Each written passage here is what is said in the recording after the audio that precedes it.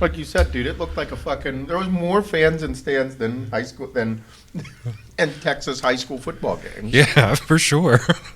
There was nothing normal about the weekend.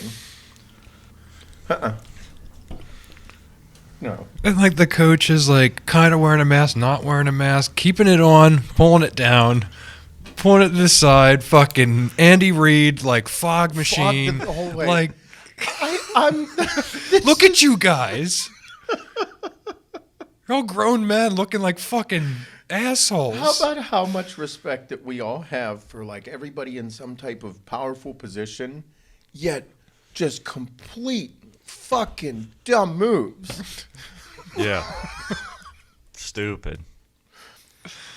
This is the most fucked up year ever. 2020 is the most ludicrous, fucked up thing. I mean, we and our generation, in the 35 and a half years I've been alive, this is the most fucked up shit I've ever seen. The dumbest shit. The most corrupt shit. It is fucking wild. Yeah, it's you found a way to fuck football up. The Washington football team. literally a no-name team. You couldn't come up with a new name? You couldn't get it yet? Nothing. Nothing. I couldn't like... Bro, you put 4DH around this table and you say, hey, come up with a football name team like today. Okay. We'll have a name, a logo, a backstory, you name it. We'll have it all done. Yep. A Merch fucking sold out. trademark. Yeah, trademark merchandise. Come on. Guys are a fucking NFL team and you can't get a name together. Billions of fucking dollars. Oh, well, we're waiting for the right name. You're waiting for the... Oh, yeah? You can go through the fucking alphabet? What the fuck was wrong with Redskins? Come on.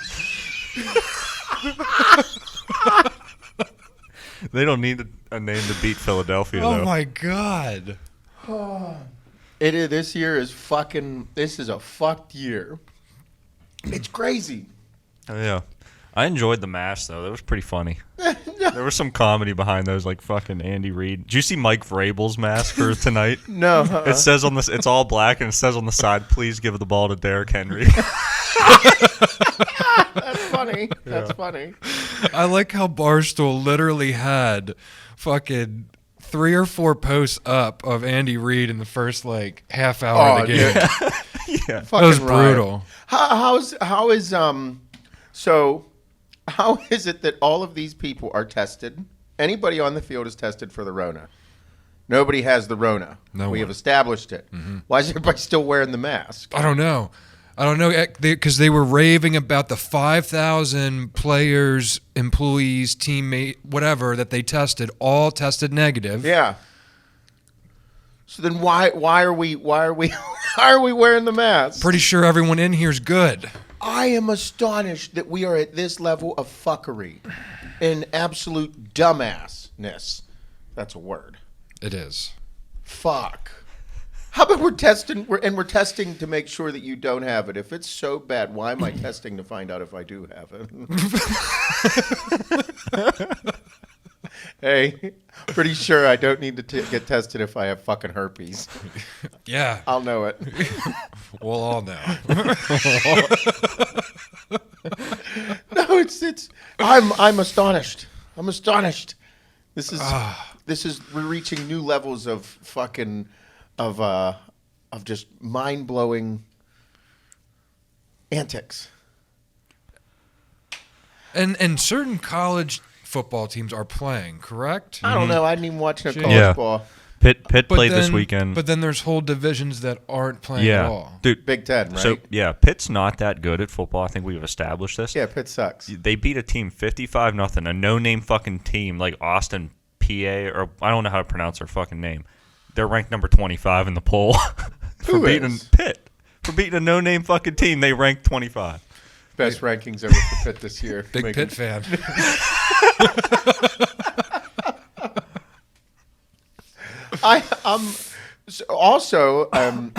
We've established that these colleges are not educational learning centers. No. They're fucking football schools. Oh, yeah. Yeah, for sure. I've been an advocate for paying athletes. I am the biggest advocate for paying athletes more money. All right? I think that they're the entertainment. They are the entertainment. The owners and the schools, they're the ones that they're the ones that make all the money. They own the business. However, the athletes should be paid more money than they are because typically they're the ones that get fucked over in the end. Mm-hmm. So, like students, for example, at college campuses, I think they should get paid. I think that they should be paid to play at school.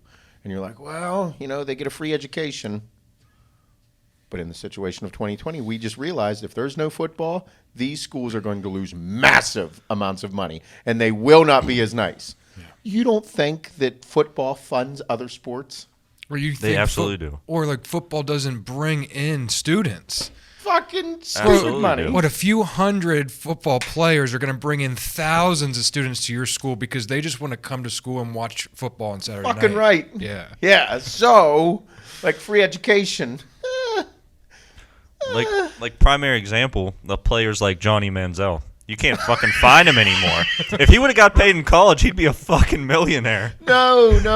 I'm not talking about they should be paid like I know. I think that all athletes should have a monetary stipend per month. Yeah. Because there's no way they can have a job. No, you're using their likeness to promote college football. Yes, and they might not even go to the league or do anything. But there should be. I believe that they should get paid a certain amount of dollars per month. That should be built into the program. Because, bro, you would. There's no way mom and dad are sending money just to make sure that you can be good to go at school to be able to do all this. Get a fucking job, kid. I had a job. I had fucking 2 jobs in college. Worked for my dad, and I bounced at a bar. I had monies to spend, and then I might have sold drugs on the side. If I'd have got caught selling drugs, probably go to jail. If I'd have got caught selling drugs and I played on the football team, probably would have been kicked off the team too. But you need money, so yeah. I think that in those situations, based on the level of school that you go to, they should get fucking paid. Yep, agree. Yeah, but need monies. College football's. I just can't believe it. I can't believe this year. It's fucking wild. I was completely fine with football this weekend until the fake crowd noises. I hated it. Yeah, it was on Sunday Night Football. I watched that for a second. Mm-hmm. It wasn't good. For a second, I didn't know what teams could allow fans. Where the hell did he just go? He's doing things. Man. I was completely fine with just watching it, and I didn't realize what teams could allow fans and what teams couldn't allow them. I thought, I thought that the Cowboys or the Rams or something had fans in the stadiums, and then they panned around, and I heard crowd noise. I was like, what the hell is going on? Fucking L.A., no way. That stadium looks nuts. Did you see the aerial shots of that fucking stadium? How about let's build a fucking multi-billion-dollar stadium and not let anybody in it?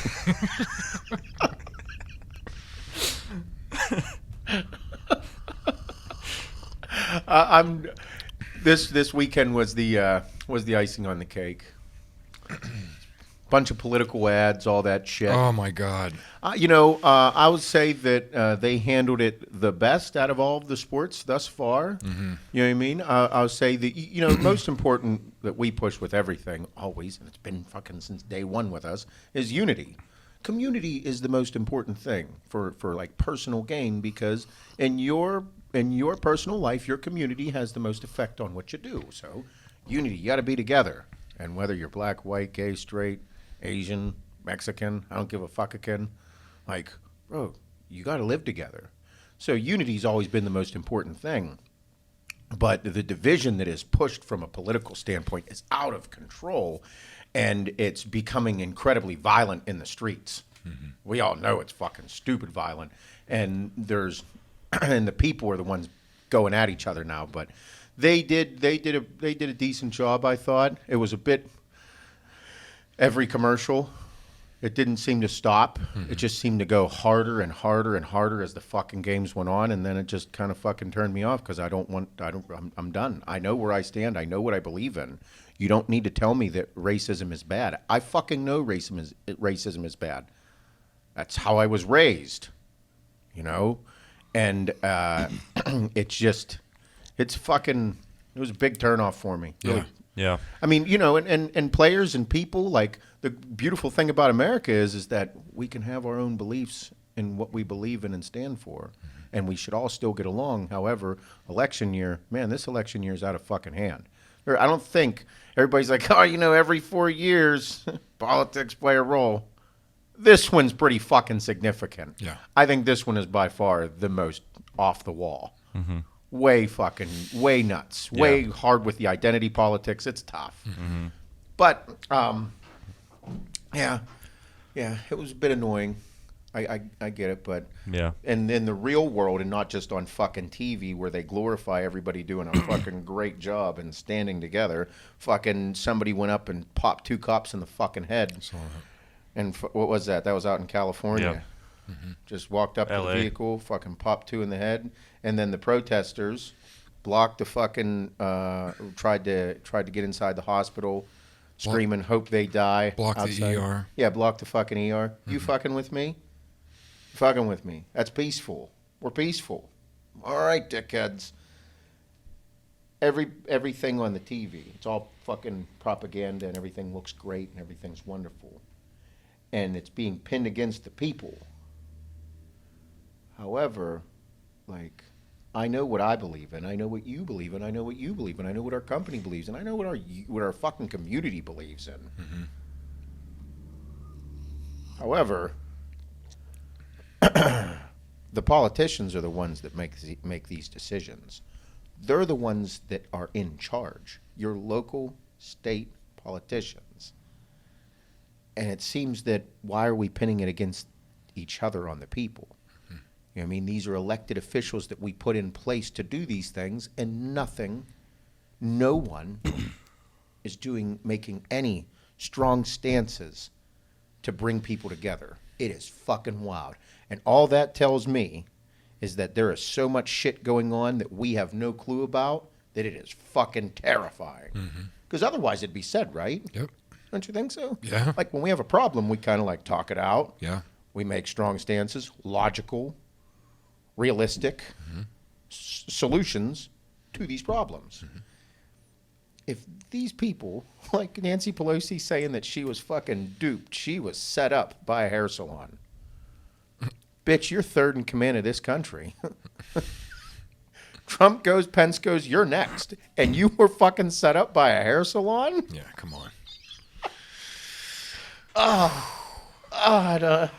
That's fucking, it's unreal.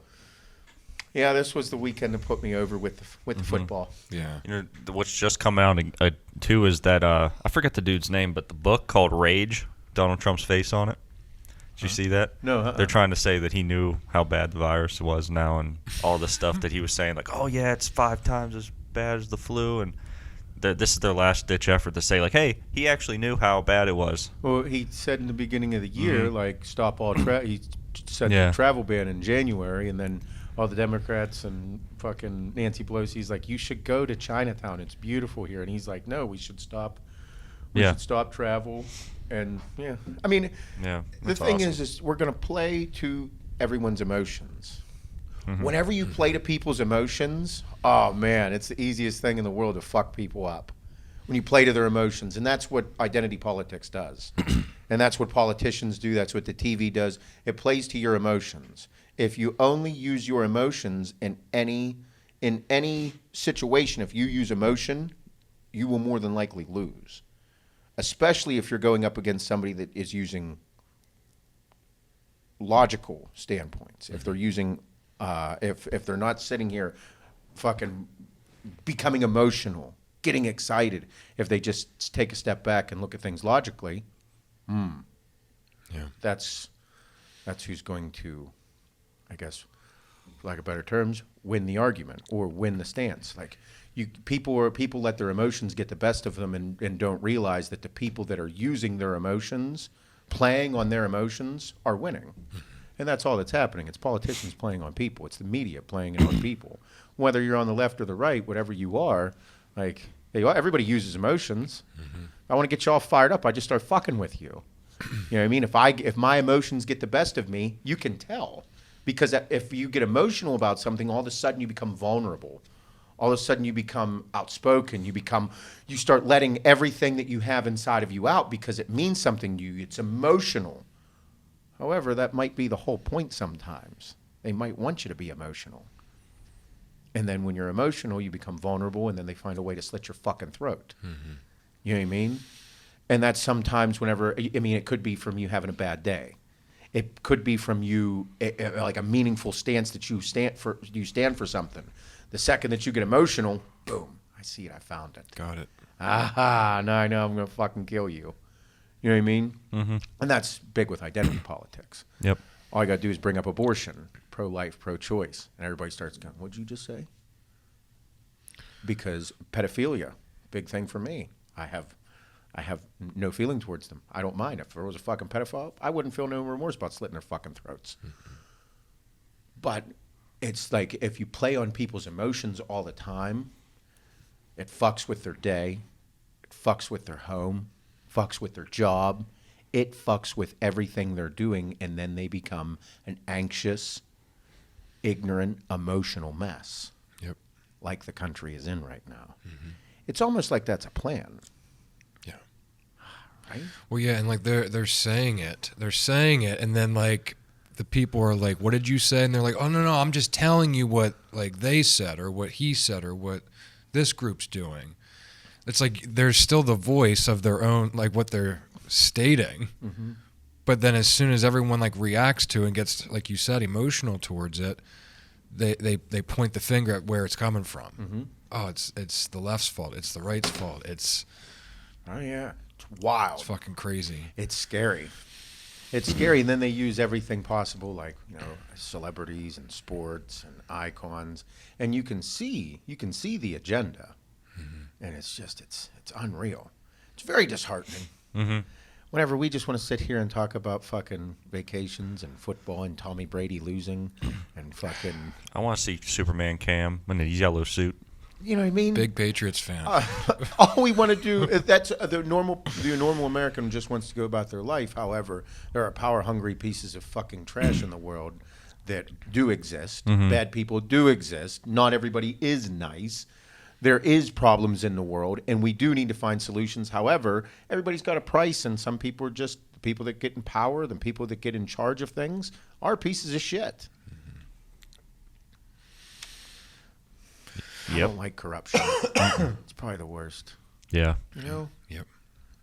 That's that part of me that's like, man, we should just smoke weed and live in the mountains together. It's like, no, how about we just don't be pieces of shit? I think that if public executions came back, it'd be good for the world. Be much better.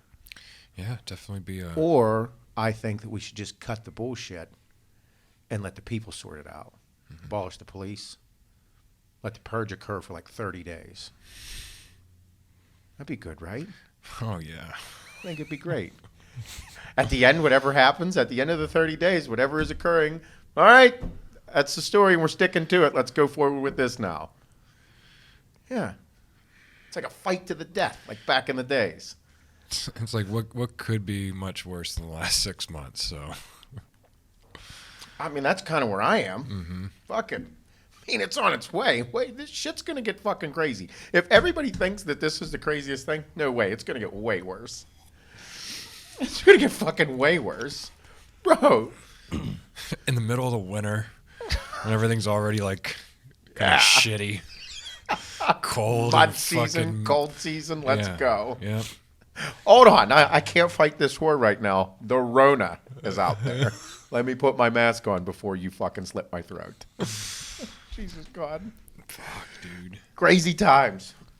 But Tommy Brady lost. Yep. It was crazy. Not entirely his fault. His defense is ass. Oh, bro, this dude's fucked. Or is Drew Brees just the good? look on his face on the bench, like it's floating around. I think that they're going to do okay. I don't think that they're going anywhere deep in the playoffs. No. First game of the season, they might hit like a win throughout there. Like we all know that, like, you know, 4 or 5 games in is really whenever things start to be dictated. I mean, the Bills go 5-0 every single fucking year and then shit the bed. Yeah. But we'll see. I mean, and no preseason games. I mean, you got to look at that. And yeah. Because right now, the best team in that division's the Saints. Panthers look trash. Falcons got wrecked by Russell Wilson.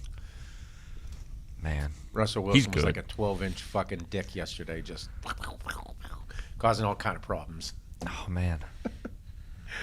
Oh, shit. Fucking Cincinnati. Fucked up your parlay. Fuck off.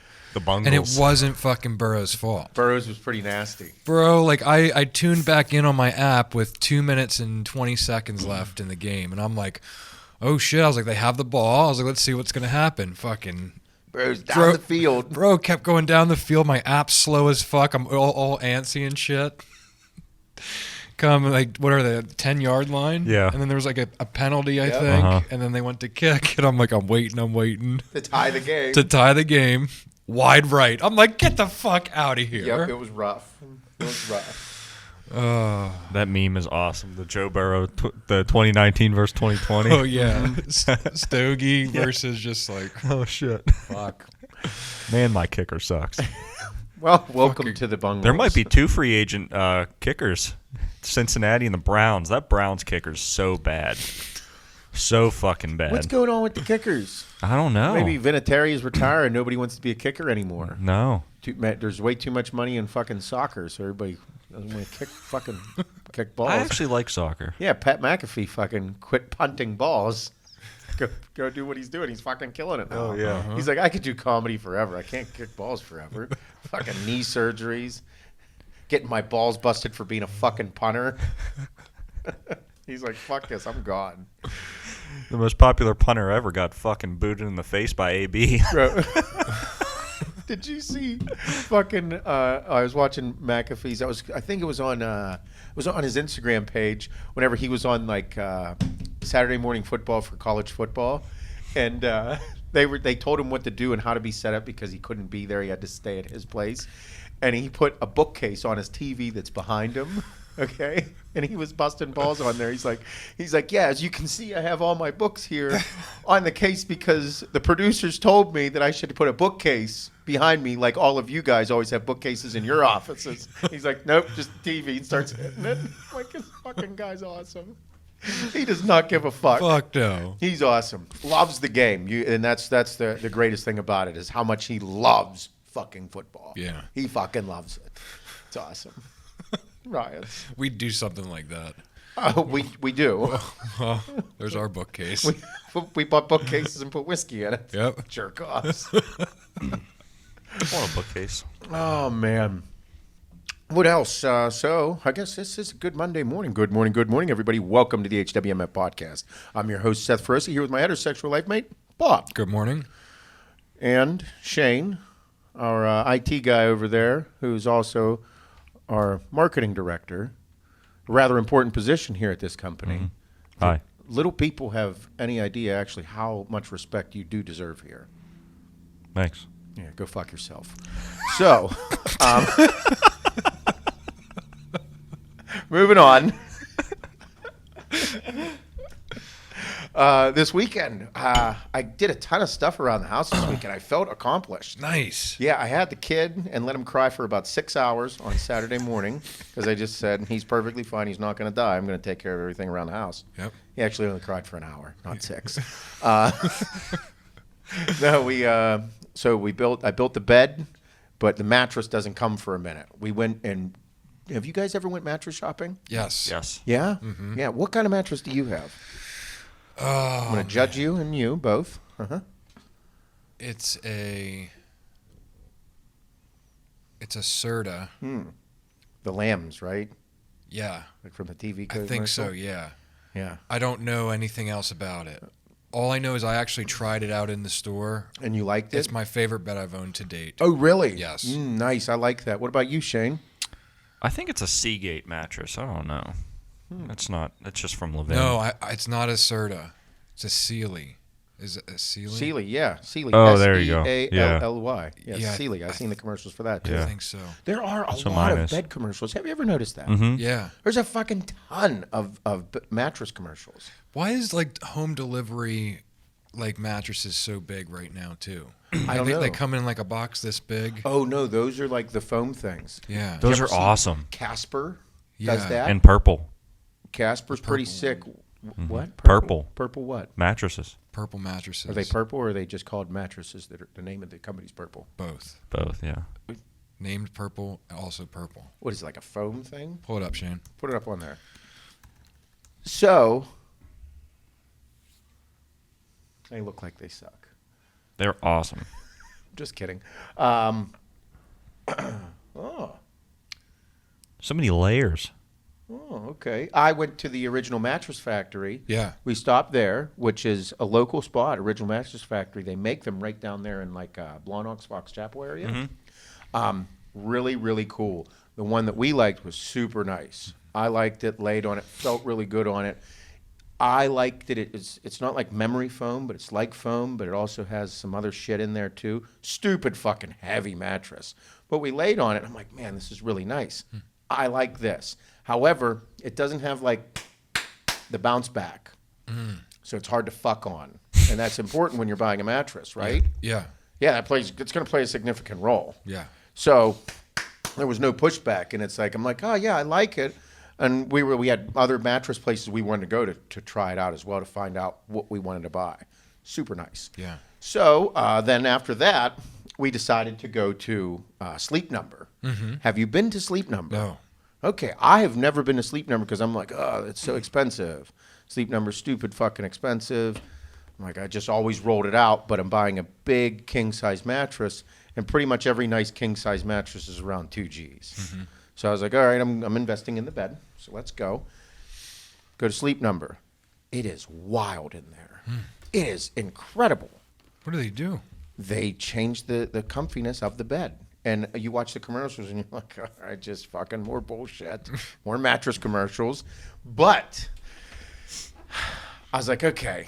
It's pretty busy in there, too. We had to wait a minute. Yeah. What the hell? It was tons of mattresses. It was the sale. So the one bed that we saw, it was like on the higher end. King size bed. This bed is $6,100. Holy shit. And I'm like, what in the flying fuck is going on? But there's a thing that says 50% off sale. And I'm like, all of a sudden, I like this place. So we lay on the bed, but then she's like, you got to wait. She was with the customer, and she had to show us how to work it. This fucking bed is phenomenal. I thought it was shit. Even walking around looking at it and touching things until like you laid down on it and then you got to go through the process.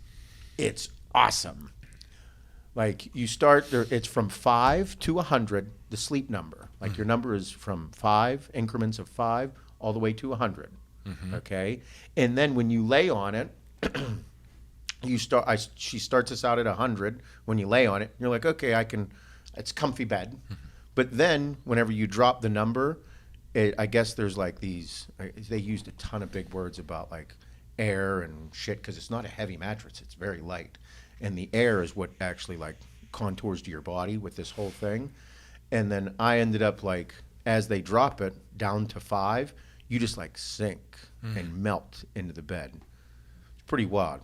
Like I felt like if I would have been a little stoned or drunk, it definitely would have fucked with me big time, like dropping, because you sink into the bed. Like it was like consuming you. You're like, Yeah. it was wild. So the lower the number, I'm assuming like more give to the bed. More give to the bed. I don't even know what's going on. All I know was I was like, okay, I'm going to ask this lady a million fucking questions and fuck with her to no end until I get an answer that I like. Yeah.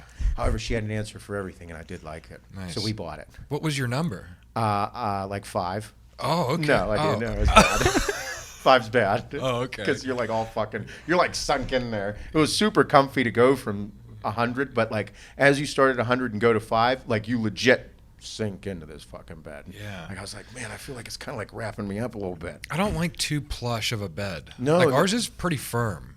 I see and that's Hannah and I's big argument. She's 105 or 110 pounds. I'm 220 pounds. So like there's a big difference. And that's everybody's big thing. That's like, oh, I like this. I like it firmer, but I like it softer and this and that. So we went there and we realized that, hey, this is great. Found it. It was really nice. Nice. Great experience. How long for it to come in? 2 weeks. Oh, that's not bad. Not bad. Little pissed. I tried to bribe them with more money. Yeah. And she said that doesn't work. I said that always works though. It should work anywhere. That works in real world. Yeah. Like politicians. Just not with not with sleep numbers. Not with sleep numbers. She's like, you can't give me any more money to get it faster. No. Got to get in line. I mean, what are you gonna do? Yeah. When a blowjob won't cut it, more money won't cut it.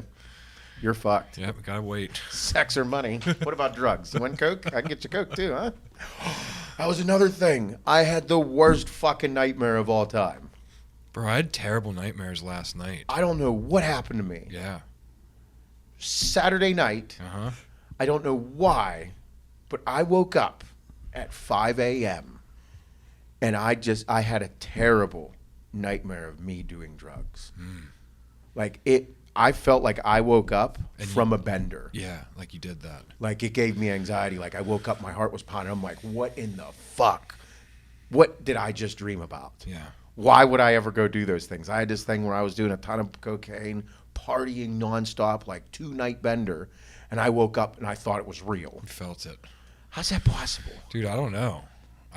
How is it possible that dreams feel so real and then other ones are like, man, really wish that one felt fucking real? Bro, I had absolute nightmares last night. Really? Like I still kind of feel weird today. No shit, like Freddy But Krueger stuff? I have no idea what they were, but they were bad dreams. Seriously, like I woke up like scared, and then I had no idea what they were about.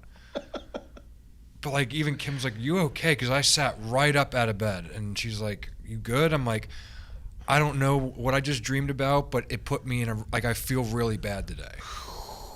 I was like, I need coffee. I need to shake this feeling. It took me all morning to like kind of get out of it. Yeah. Yeah. That's the worst. Like, I'd rather know what it was about so I can be like, oh, yeah, it was just a fucking dream. It's probably because you lost $40 on the Bungals. Definitely contributed. That was real. Definitely contributed. Yeah. No, I don't. That's a huge fascinating thing for me is dreams in the human mind, because the human mind's pretty fucking incredible. Yeah. It is amazing what it can do, given the fact of where I've gone in my life. But like, still, the dreams will never stop amazing me. Like a baby. Like I look at little SJ. He's so sweet. He's so cool. What the fuck is that kid dreaming about? What's he over there smiling in his sleep about? I'm gonna fart and Food. a smile. Food, a like, fart. But what's he? What food? He's drinking fucking milk.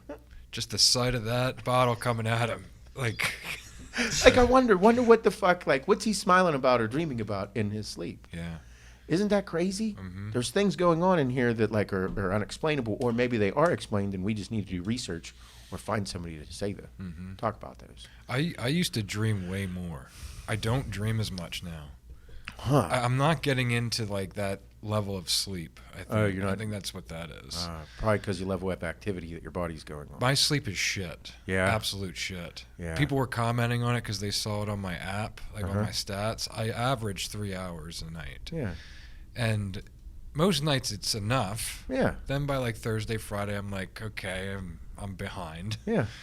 But I used to dream a lot more vividly, like every day. Yeah, but you're in the middle of training, and this isn't going to be how you live your life forever. You're training for an Ironman. It's like training for a bodybuilding show. Yeah. If you would see a bodybuilder for, let's say, 12 weeks, the last 12 weeks leading into a show, I would not want to see what they actually sleep. Like, I'd probably say I slept less than 3 hours. Yeah. The amount of drugs running through my fucking system, fuck yeah. Huh, let's see what clenbuterol, tren, and fucking borderline methamphetamines do to my sleep. You're a fucking nightmare.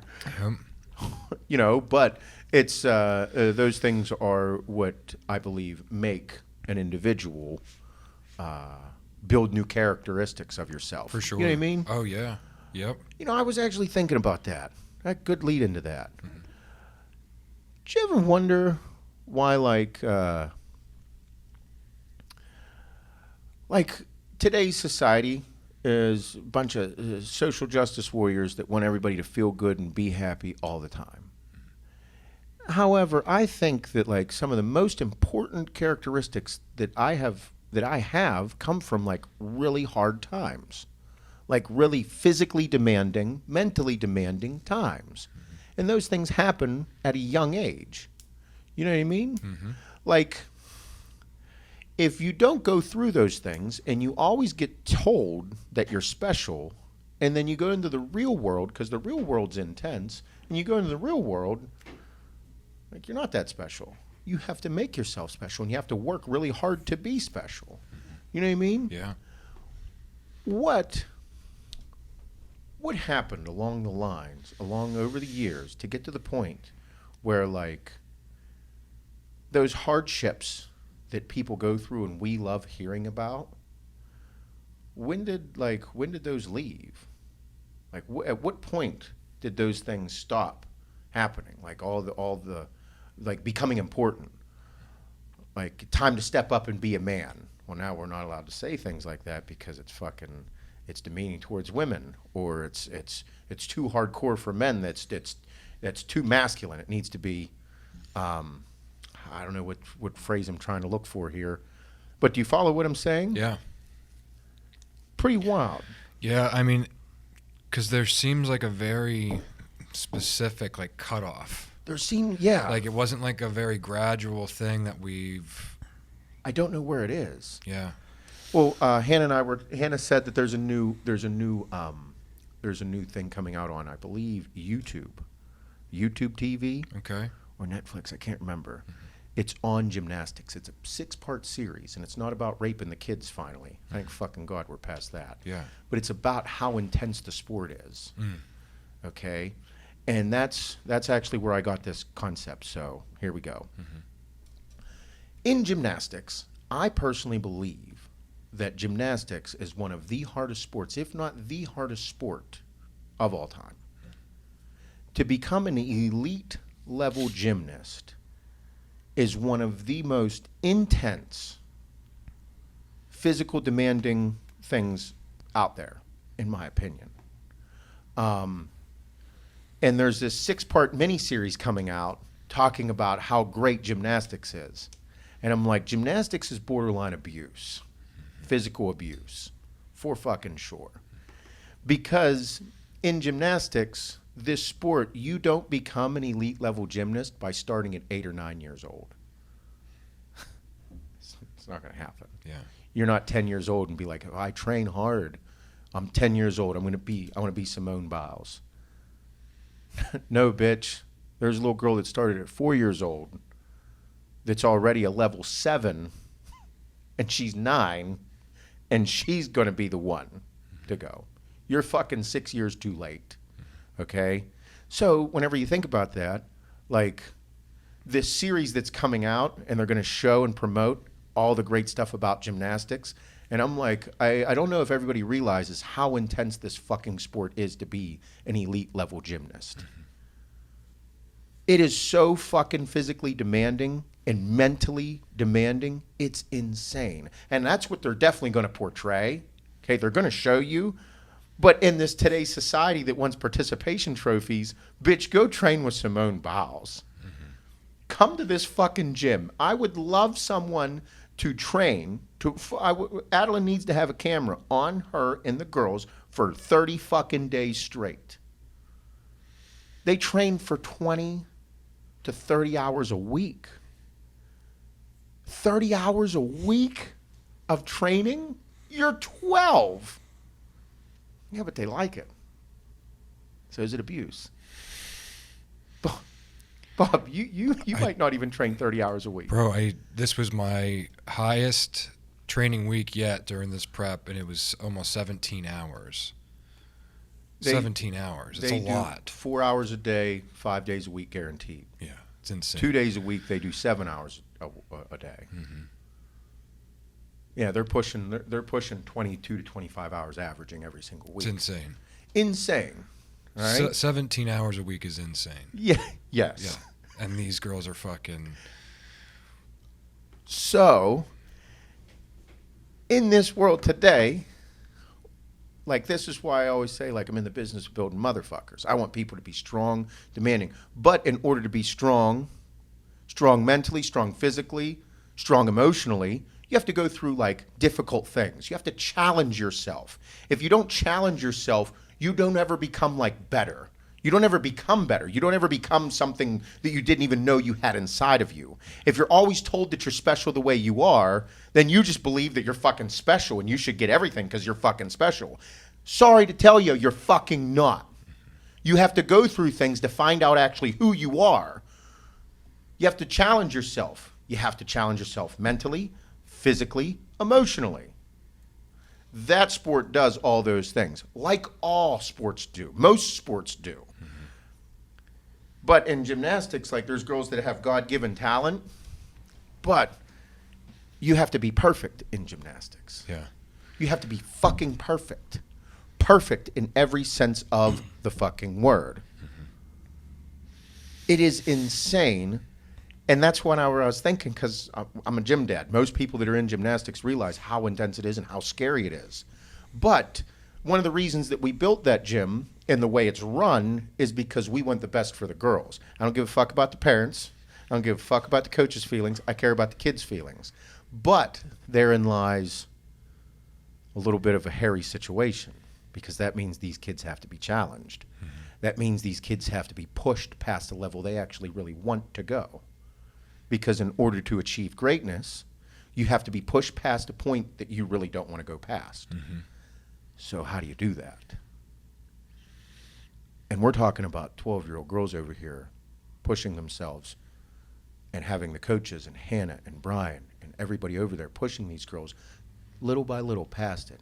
And then we're going to go talk about fucking elite level gymnasts. Bro, elite level gymnasts are scary motherfuckers. Yeah. They're some of the toughest broads out there. Big time Olympic level gymnasts. The gymnasts that are in the on the Olympic team are fucking animals. Animals.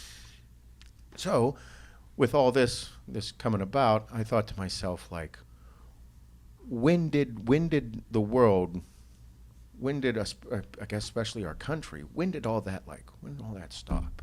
Yeah. Was it the participation trophies? What generation of parenting went wrong?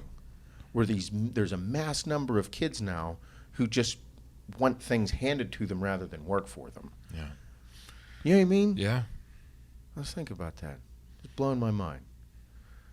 Because there's not a day that goes by that I don't hear one of them kids, like, they love this shit. They fucking live this. They come pumped to do it because they are going to slaughter meets this year. Yeah. They're bad motherfuckers. Fucking crazy. Like, from a mental standpoint. I was just going to say the mental side of things alone. Bro, these kids have to,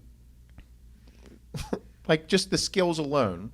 Like, if watching, like, whenever you watch the Olympics and you see these girls do giants, and that's where their hands are wrapped around the bar and they're just doing circles around it. You know what I mean? They're just flinging their bodies around. That alone, that skill alone is incredibly difficult. Let alone then you got to let go at the perfect time. And catch it again. Or and catch it. Or catch it the opposite way. Or you're jumping to another bar. Yeah, oh yeah, it's intense. So the mental game that goes on here is over the fucking top. Mm-hmm. And then they're going to throw themselves into the air doing a double backflip and land on their feet. But when you land, make sure your feet are together and you don't take a step. Because if you take a step, that's a big deduction. Mm-hmm. So not only do I want you to perform everything that there is on these bars, okay, do everything perfect, but once you dismount, I want you to land right here, and I want your both feet to land together and not take a step. Has to be perfect. Like, bro, that's fucking crazy. Like, it's fucking ludicrous. And your performance is... It's for your own personal placement in the meet. Yeah. It's for your team's placement in the meet. The pressure on both sides of things. Yeah. Yeah. It's wild. I just thought I'm just completely blown away because everything in gymnastics has to be perfect. It has to be pretty. It has to be pristine. Mm-hmm.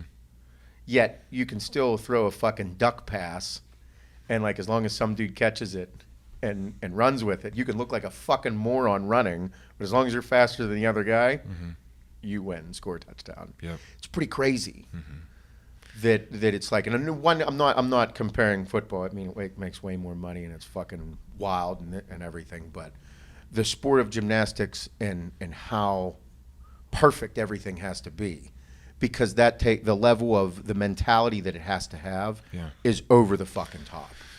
Yeah, it's crazy. These kids, they have complete other lives outside of there.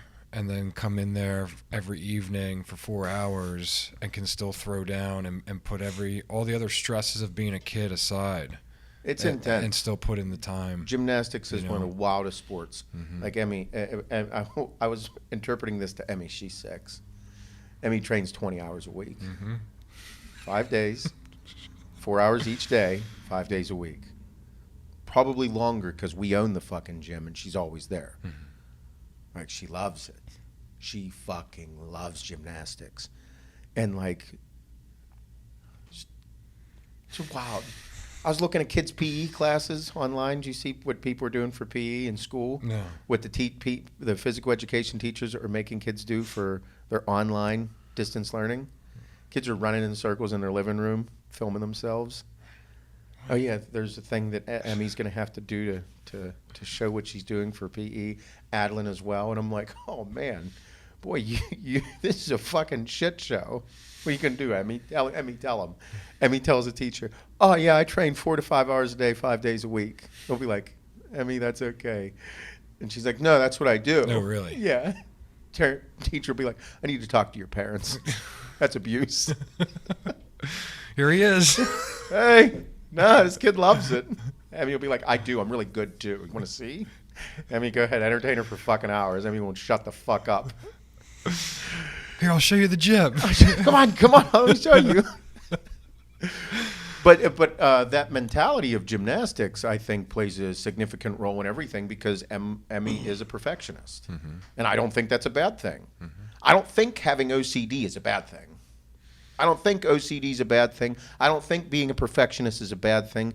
I don't think wanting things to be tip-top fucking on point all the time is a bad thing. I don't think so. But it's kind of crazy because in society, everybody should just be happy with who they are. And I understand where you're coming from, but you got to challenge yourself to become something fucking great. Like we look at fucking Dan Marino right there. Fucking one of the best actors Oscar's ever seen. Best actor the screen's ever seen. Yep. But like, if you don't push yourself to do great things and push yourself through tough times, you're never going to become great. You know? Yep. It kind of fucks with me a little bit.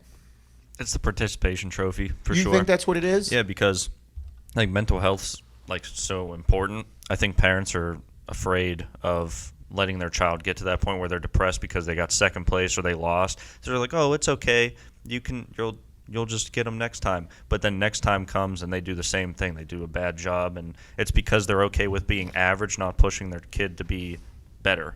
Oh. It's just consistently like, "Oh yeah, you'll get them next time," but don't put the work in to do that. They're just like, "Oh yeah, they'll still do the same thing." So you said that that's what I was searching for there. Mental health. Yep. You think that the mental well-being of losing or not doing as well as someone else, that's where we went wrong. Exactly. Like I think if you're, especially like you see these high schools, they're getting like football teams, for example, since we're on football, they get blown out. I don't know, 50-0, shut out. They're 0-11, whatever. Some of these kids quit, like because they don't want to lose anymore. Yeah. They're like, oh yeah, I'm not going to college for this. I'm just going to drop football so I can go focus on academics. Then they go end up doing drugs or hanging out with the wrong people. Then they don't focus on academics because then academics is hard too. Yeah. Then they're, oh yeah, I'm just going to go be a, like nothing, no profession is bad because they're all needed, but I'm just going to do, like they're not going to live up to their full potential. They're just going to go do, like dig holes somewhere, which digging holes is very important. But they could go be a scientist if they want to. You know what I mean? So, I think that was, there you go, mental health. I think that people believe that feeling bad is a bad thing. I don't think that. No. I don't think feeling bad is a terrible thing. I think everybody needs to feel bad, and you need to make a decision on whether or not you want to continue to feel that way or change it. Because I felt bad a whole lot in my life. Yeah, everybody does. As a kid, I think you feel bad you're like, oh, this is so hard. It's because at that given moment, that was the hardest thing you've ever went through in your entire life. Yep. And you think the world's going to end. And meanwhile, we're like, but it's okay. It was just one test. It was just one game. It was just one meet. It was just one event. It was one match. It was one class. Stop feeling sorry for yourself and try harder. Work harder. Don't try, actually do it. Work harder and keep going. Because I'm going to tell you this right now, if you thought this was the worst, things can get way worse. You have to push through and become a motherfucker. Don't just be good at it. No, this is good. No, you got to take that feeling that you have, those bad feelings, internalize it, and let it out. Right? Yep. That's what you're supposed to do. Because if you get a fucking C on a test and you're like, man, I studied really hard, I really wanted a B. If I give up, I'm not getting better than a C because I studied really hard and got a C. So I got to study even harder. Well, I don't want to study any fucking harder. I just want to be who I am. I just want to be special. Fuck you. Work harder. Hard work works. It does. So I think that, I mean, that's why I think sports are really important, because they challenge you physically and mentally, and they are vital for people. But even in anything that challenges you, it's good. You should fail. I think that the mental health of people took mental health to a new level whenever they were like, he just feels bad. She just feels bad from this. I don't give a fuck if she feels fucking bad. I actually don't really give a fuck. You have to push them. You should cry. You should be emotional. You should feel something from something when you do bad at it. That drives you to do more. And if it doesn't drive you to do more and you just want to go hide, everybody has that feeling. Everybody has that feeling of doubt. Everybody has that feeling of fucking I feel defeated and I don't want to show my face anywhere because of this. Yeah, you're lost. You fucked up. You screwed up. So what? Get up. Try harder. Work harder. And like hard work beats talent when talent doesn't want to work. There you go. Good quote. That's just sports. Yeah. Like last night, Cowboys versus the Rams. CD Lamb, number one or first round pick for the Cowboys. Supposed to be the best draft choice on the field, right? Yeah. Caught the ball. Who tackled him and kept him from a first down? A 6th round pick from the Rams.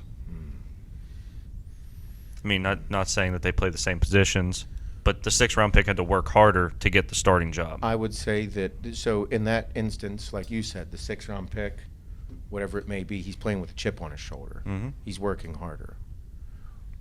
Whenever you, this is something that a lot of people need to do, and that dude is harder on himself than his coaches were. Like Tom Brady, you know, even though he busted his balls about losing yesterday, bro, he was the 199th pick overall. He plays with that mentality all the time. He never let that fucking leave his head. Nobody else. Everybody's glorified. He's the fucking GOAT, greatest quarterback of all time. Yet, in his head, he's still the 199th pick overall, and that shit pisses him the fuck off. That was 20 years ago. 20 fucking years ago, Tommy. Calm down. You got the rings. Chill out. Good, dude. Nope, fuck you. Yeah. He has that mentality, and I think that that's good because me personally, whenever I was in hardcore into training, yeah, I use every negative thought and every bad situation that I ever felt to fucking push myself. Whenever I don't want to wake up and do cardio, well, get up and do it. You need to be able to utilize certain feelings that you've had in the past to generate an output. Yep. You know, push yourself, because no one, and if someone's hard on you, if a coach is hard on you, if a parent is hard on you, not abusing you, but hard on you, they want to see you succeed. They want better for you. There's a difference between somebody wanting good and somebody wanting bad from you. They don't like you, or there's somebody wanting good. They're pushing you. Yep. They're telling you to work harder. I know you got it in you. You need to get your shit together and fuck this up. Let's go. Whenever, like, that's what's important about coaches being hard on their kids. It's what's important about being a parent. I'm not my kid's best fucking friend. No, fuck you. I'm your parent. I'm raising you to become something. There's going to be a point in my kids' lives whenever what I say isn't going to have so much of an impact anymore. So I hope that everything that I've done up until that point has put that person, that child, into a situation to grow into becoming something great. They're still going to make fucking dumb decisions. Still going to fuck up. But I'm the one that's responsible for them. Because I know for me, I was a reflection of my father. I still am in this community. You're Greg Feroce's son. Yep. Yes, I am. Like, fuck, how did you know my dad? From high school? All right, here comes a story. Okay. I went to high school with your dad. Oh, fuck, nice. I heard this one before. Yeah, like, okay. But those are important things, like the guy that quoted me for the painting in my house. Mm-hmm. He's been working with my dad forever. He's like, I normally don't come out to this place. He's like, this is fucking far. I'm like, I know. He's like, I'm out here because of your dad. I'm like, I appreciate that. Mm-hmm. And he's like, your dad's been excellent to me. We trade business all the time. He's like, we always recommend each other, yada, yada. I said, that's why you're here. I said, I want this job done very well. This is a beautiful home. Please treat it as such. He's like, absolutely. So my reputation of being Seth Feroce, fucking Instagram famous, one of the most popular OnlyFans page on the internet. Only Seth. Only Seth. That had nothing to do with the meeting between me and that gentleman. He didn't know what the fuck I do, and he don't actually give a fuck. He just knows that I'm Greg Feroce's son, and my parents and he get along well from a personal and business perspective. So, like, I take that very personally. Mm-hmm. I hold that close to me, and I think that that's something that should be instilled in the community and traditional family values as well. I don't know if that's still there. Like, going off of that, that's the entitlement thing. Because if he looked at your Instagram, he probably wouldn't care. He'd be like, oh, yeah, but if you're a dick to me, then he wouldn't do the job, right? Well, that's the entitlement thing as well. Like, that's what goes back to the mental health thing. Okay, now I don't have to participate and I don't have to work hard. I'm entitled to doing better. I'm entitled to, like, that's when people walk around, they're like, oh, yeah, I deserve this. You don't deserve shit. Yeah. Man. How'd that happen, though? I don't know. You know what I mean? Like, I don't think I deserve anything. My dad was fucking brutal on me. Mm-hmm. We talk about it a good bit. I don't think the hard things are done anymore. Like the hard decisions to as a parent, they're just not made anymore. Like they're like avoided. Like that tough love is like avoided because like they don't have it in them to like. So the parents have too many feelings. Yeah, for sure. Parents don't want to be a parent. They just want to look good on Instagram too. Not even just parenting, but like you look at like our parents' generation, like whether that was starting a cabinet company or my dad starting his own painting company or him not starting the painting company and him just driving trucks for 17 years, you know, like they had to work as hard as they could just to get by. They had to back then. Then like a generation occurred where like they can do their job kinda and still get paid and they can still kinda get by and I still can go on that one vacation a year and it's okay. Where it's like I just want more. I want way more. Yeah. You know, and I see people that are successful, whether that's an athlete or a business owner, they do the hard shit every fucking day no matter what, even if they think they've already made it. Mm-hmm. Because you don't stay there without making the hard decisions or the sacrifices or all those things. Yeah. So I think I thought it was like a defining line, but I think it's like a trickling thing. Like little by little. Yeah, like there's millions of fucking teachers out there, you know, and teachers are so important, and we're seeing right now like they're being tried more than ever because of the circumstances, and it's like it's their decision to be that outstanding teacher because they are all handed the same curriculum or lesson plan and like this is all I have to do and I did my job. But then to go above and beyond that, it's tough, it's hard. Yeah. But that's what I mean, like that's life. Life's tough. Yeah. I don't know. I mean, there's that thing where they say, you know, hard times create strong men. Mm-hmm.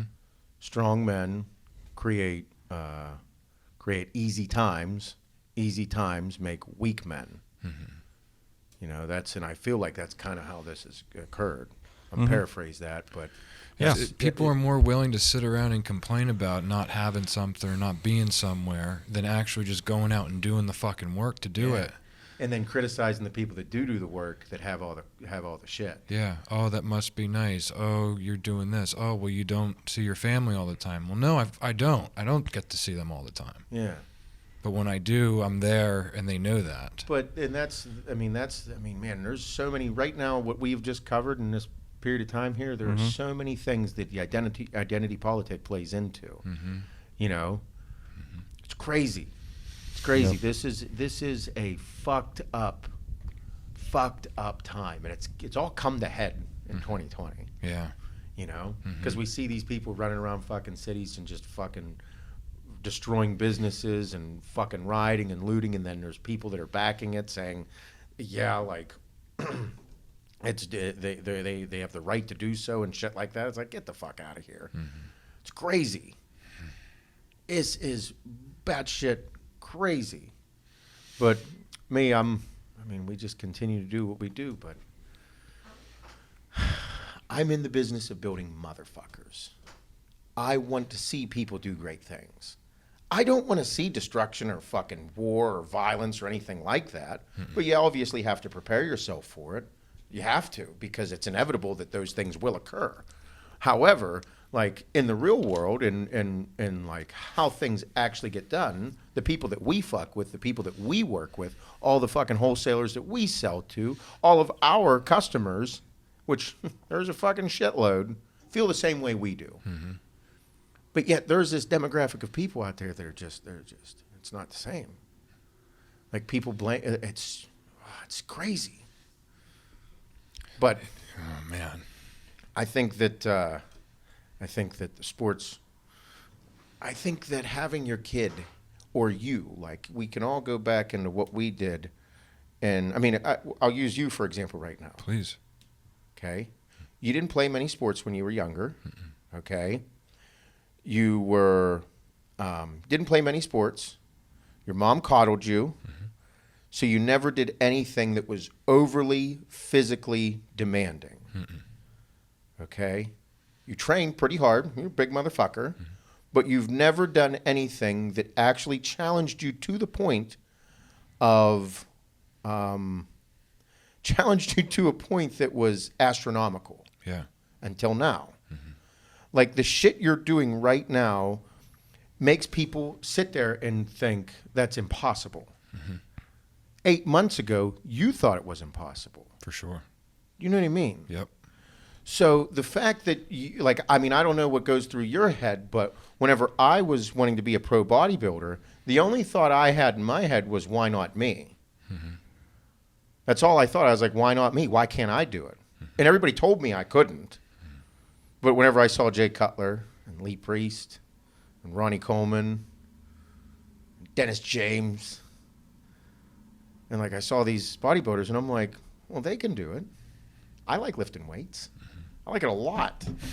I think I could do this. So and I said, why not me?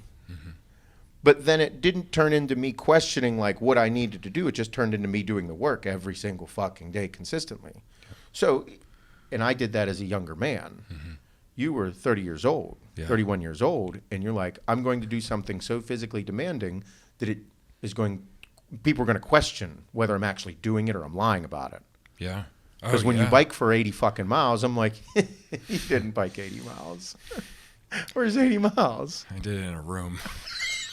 So, but what I'm getting at is I think that challenging yourself in those ways will change you as a human being. And what it changes you into is up to you, and it was up to me. But those are the things that I think are important in life for people to do, to find out like who they actually are and what you're capable of becoming and what you're capable of doing. Creates a story. Because if you just go through fucking life beating your dick all day, you're not going to do anything great.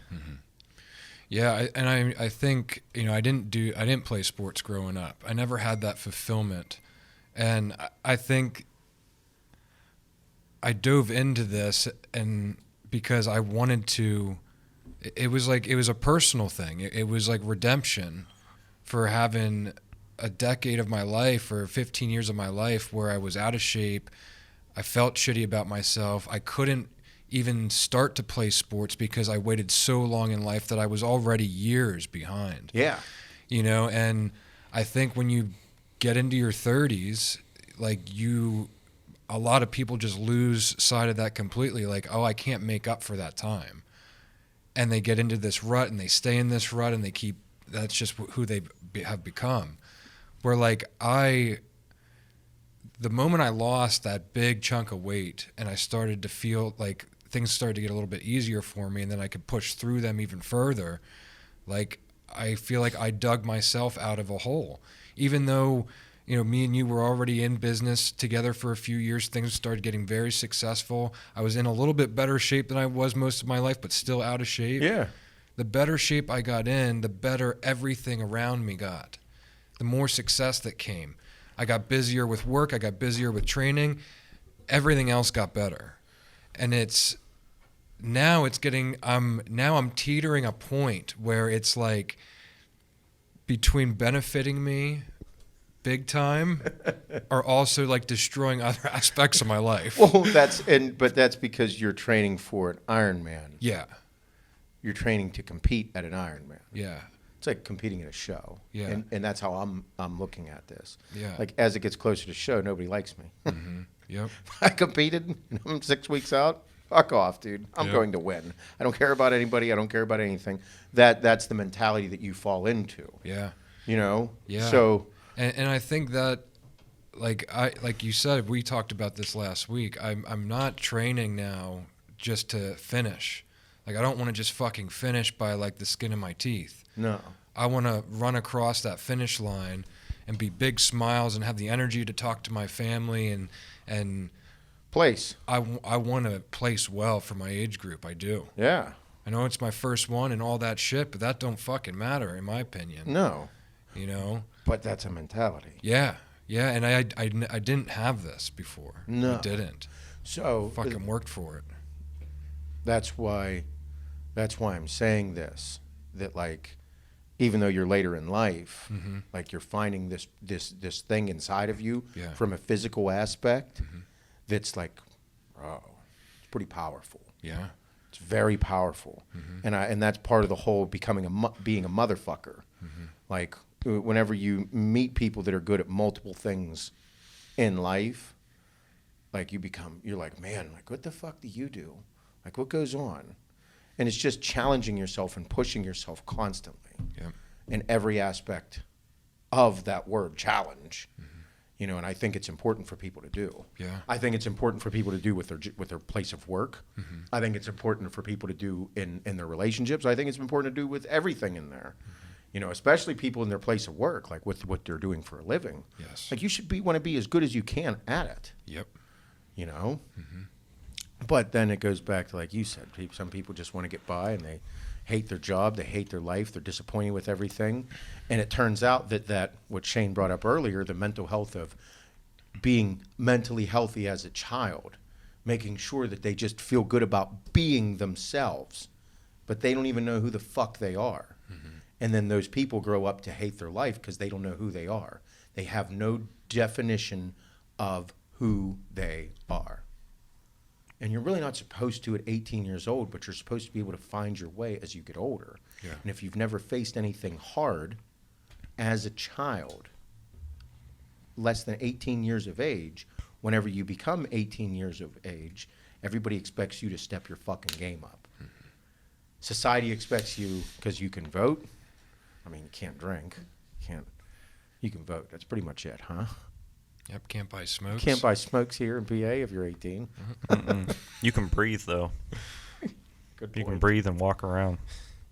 Thank you, Shane. You're welcome. Good call, dude. By yourself. Your marketing director. 18 so awesome. You can breathe and walk around. But whenever you're 18, people expect you to start making decisions. And how are you supposed to make a decision if you've never faced anything hard? It's crazy. Tough love. Yeah, it's important. Being hard on your kids is important. Yep. Being hard on yourself is important. Fuck yeah. Stop being lazy. Be hard on yourself. It's the most important thing you can do for yourself. Yeah. And the people around you. For sure. Yep. Challenge yourself. Fuck yeah. Push yourself. Even if it's just a little bit each day. Yeah. a little bit each day. Yeah, you don't got to go ride 80 miles. No. Just start with 1, Yeah. and then do 2, Yeah. then do 3, then do 4. Push yourself further and further. It's crazy. It's wild. Man. After all that conversation, I sit here and think, why doesn't everybody just do that? Like, that's a conversation we were having, why people don't do that. I sit here, I'm like, why don't people fucking do it? Yeah. It's fucking hard, that's why. I like doing the hardest thing I'm about to do for the day in the beginning of my day. I fucking love it. I was doing sprints this morning. I found out 100 yards. Found out how far 100 yards is in my driveway. Yeah. I don't have my stepper at the house yet. I haven't found a place for it. It's kind of fucking with me. But I was like, you know what I'm going to do? I'm just going to do sprints. I'm going to take 40 minutes. I'm going to do sprints. 100-yard sprints from this side to this side, walk back. They fucking suck. Yep. But my lungs were burning, and it was a wild feeling. Might have been a little high. I forgot everybody's been seeing the pen. Oh yeah. So I hit this pen before I do any physical activity because I'm having trouble focus because there's so much going on with work. I've been having trouble focus on any type of training. Yeah. Like I'll lose my thought. My mind will run on me as I'm training. Yeah. So I've found that this has helped me like focus on what I'm doing, and I become like it's wild how focused I am while training. Yeah. Like I feel like when I was running this morning, I had tunnel vision and like I don't know what was occurring. I kind of forgot how fast my heart was beating and like how bad my lungs were burning, and I was like, I'm not high though, but I'm pretty high because I am focused and I'm like in a zone that I'm not usually normally in. Yeah. It's pretty cool. Yeah. I mean, despite my workouts being pretty demanding right now, I have to get a little stoned before each workout. Yeah? Fuck yeah. Especially yesterday. Like I didn't feel like doing shit yesterday. Rode 80 Saturday and I had 12 miles to do yesterday. Mile 1 yesterday I wanted to fucking quit. My legs hurt, my lungs hurt, like I was fucking shot. My stomach hurt because I ate like shit Saturday night. Really? Dude, mile 2 I wanted to quit even more. Like I kept close to my truck because I just wanted to quit. Took another ripper, fucking mine was free. I was still hurt, but then eventually I got into emotion and like it just all went out the door. Yeah. All I could think about was how bad I hurt and how bad I wanted to just fucking stop. And then I got to mile 4 or 5. I'm like, all right, I'll just do 8 today, whatever. And then I ran through the 8, hit 12, and it ended up being a really good workout. Yeah, it's pretty crazy. Yeah. Pretty crazy. Yep. But yeah, I have the same issue. My mind, if I'm now at the point with my workouts that if my mind can't go somewhere else, I'm fucked. Like I can't get through the workout. That's the challenging thing with how busy we are with work. Yeah. How intense this is, because from a fucking mental standpoint of actually accomplishing things for the business and what we're building and all this, like it's hard to even think about anything else. Yeah. I think the Rona has really fucked me in my head because we weren't able to go do anything else. Like there was no release. Yeah, right. There was no nothing. I didn't do anything. When I tore my fucking tricep, I even got in more to a rut because I wasn't training. Yeah. So it's been 18 weeks. Like I wasn't training super, super hard. I was still doing cardio and still being physical, but not in my fucking zone. Yep. And we focused on work because we couldn't do anything else. We're like, fuck, we might as well just buckle down with work and really start fucking shit up and take this take the companies to a whole nother level, which we did. Yep. But I sit here and I'm like, so I can't really think about. I am almost fucking socially retarded because all I do is think about work. Yeah. And the next steps, because this year is even more intense than it was just for the past month. Well, we were just going over because we have things very organized and detailed with assignments within the company. We have to. If we don't, they get lost. Yes. And we have this new software that's fucking phenomenal. Space camp. Yeah. Space camp. Fucking space camp In the clouds. and it's Above awesome. the clouds. But now we're Put that there. getting scheduled 2, 3, 4, 5, 6 months out with to-do lists. And when I see a to-do list, I'm like, I'm gonna hammer out this fucking list today till they're all fucking checked off. I'm gonna feel amazing tonight. Nope. And it's like you just can't because you're waiting for this product to come in, and then Jay's got to shoot the picture, and then I can do the graphic, and then Shane can put it on the site. Yep. And it's a lot to think Your about. OCD gets fucked The with a little bit. OCD gets fucked with on a new extreme, and I'm learning.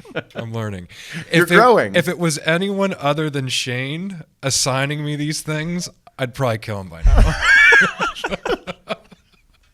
You're taken so serious, yet not at this company. Yep. Like I'll see, I'm like, God damn it, fucking Shane assigning me a graphic. Fuck off. But Due in it's- fucking December. Yeah. Shane's like, I forgot I even assigned that.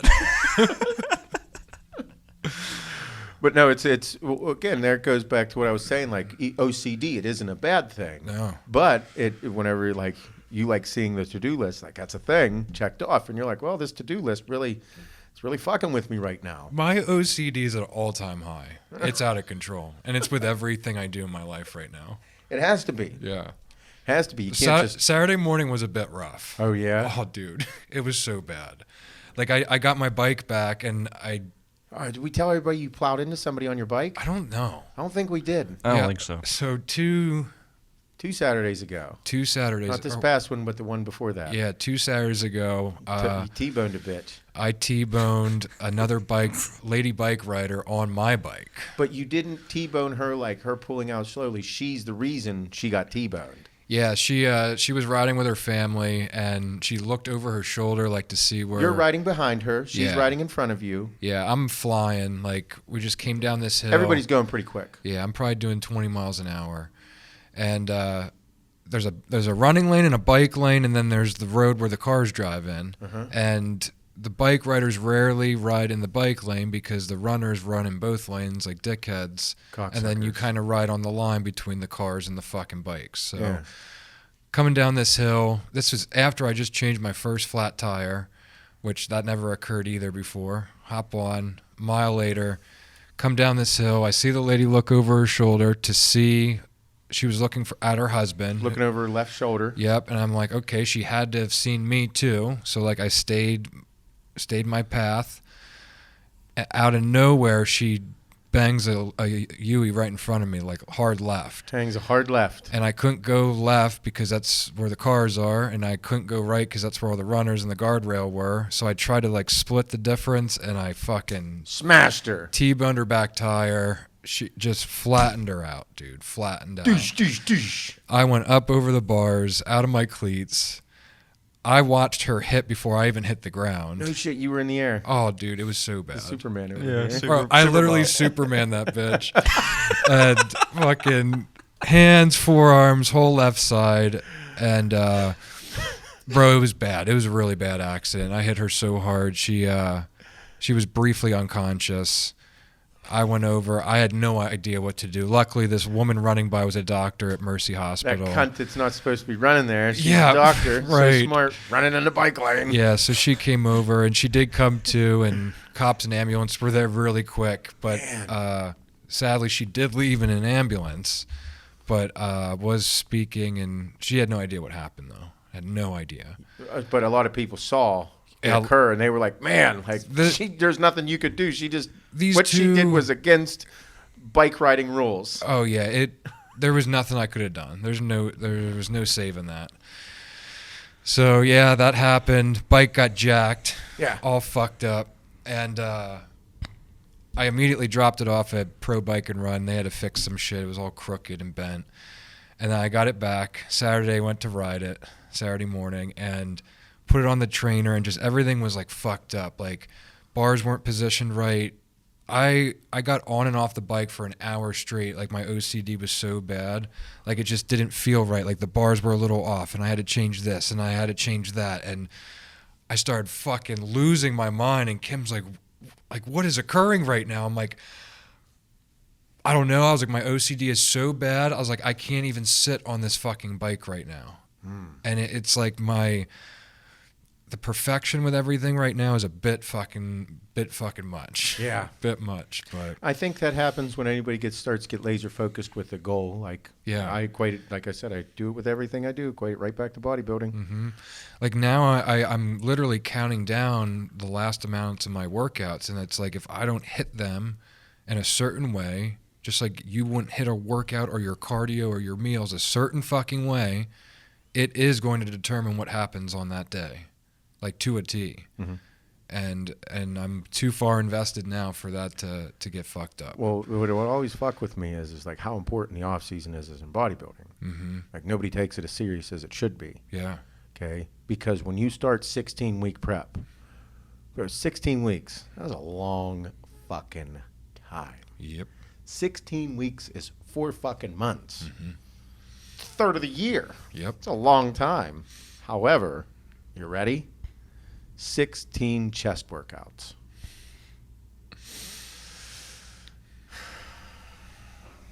That just changed my whole mindset. Yep. You have 16 leg workouts to achieve what you need to do to get ready for this show. Yep. Whoa. That's not too many leg workouts. At least in my head, that doesn't seem like that is. So all of a sudden, everything becomes like fucking, has to be perfect.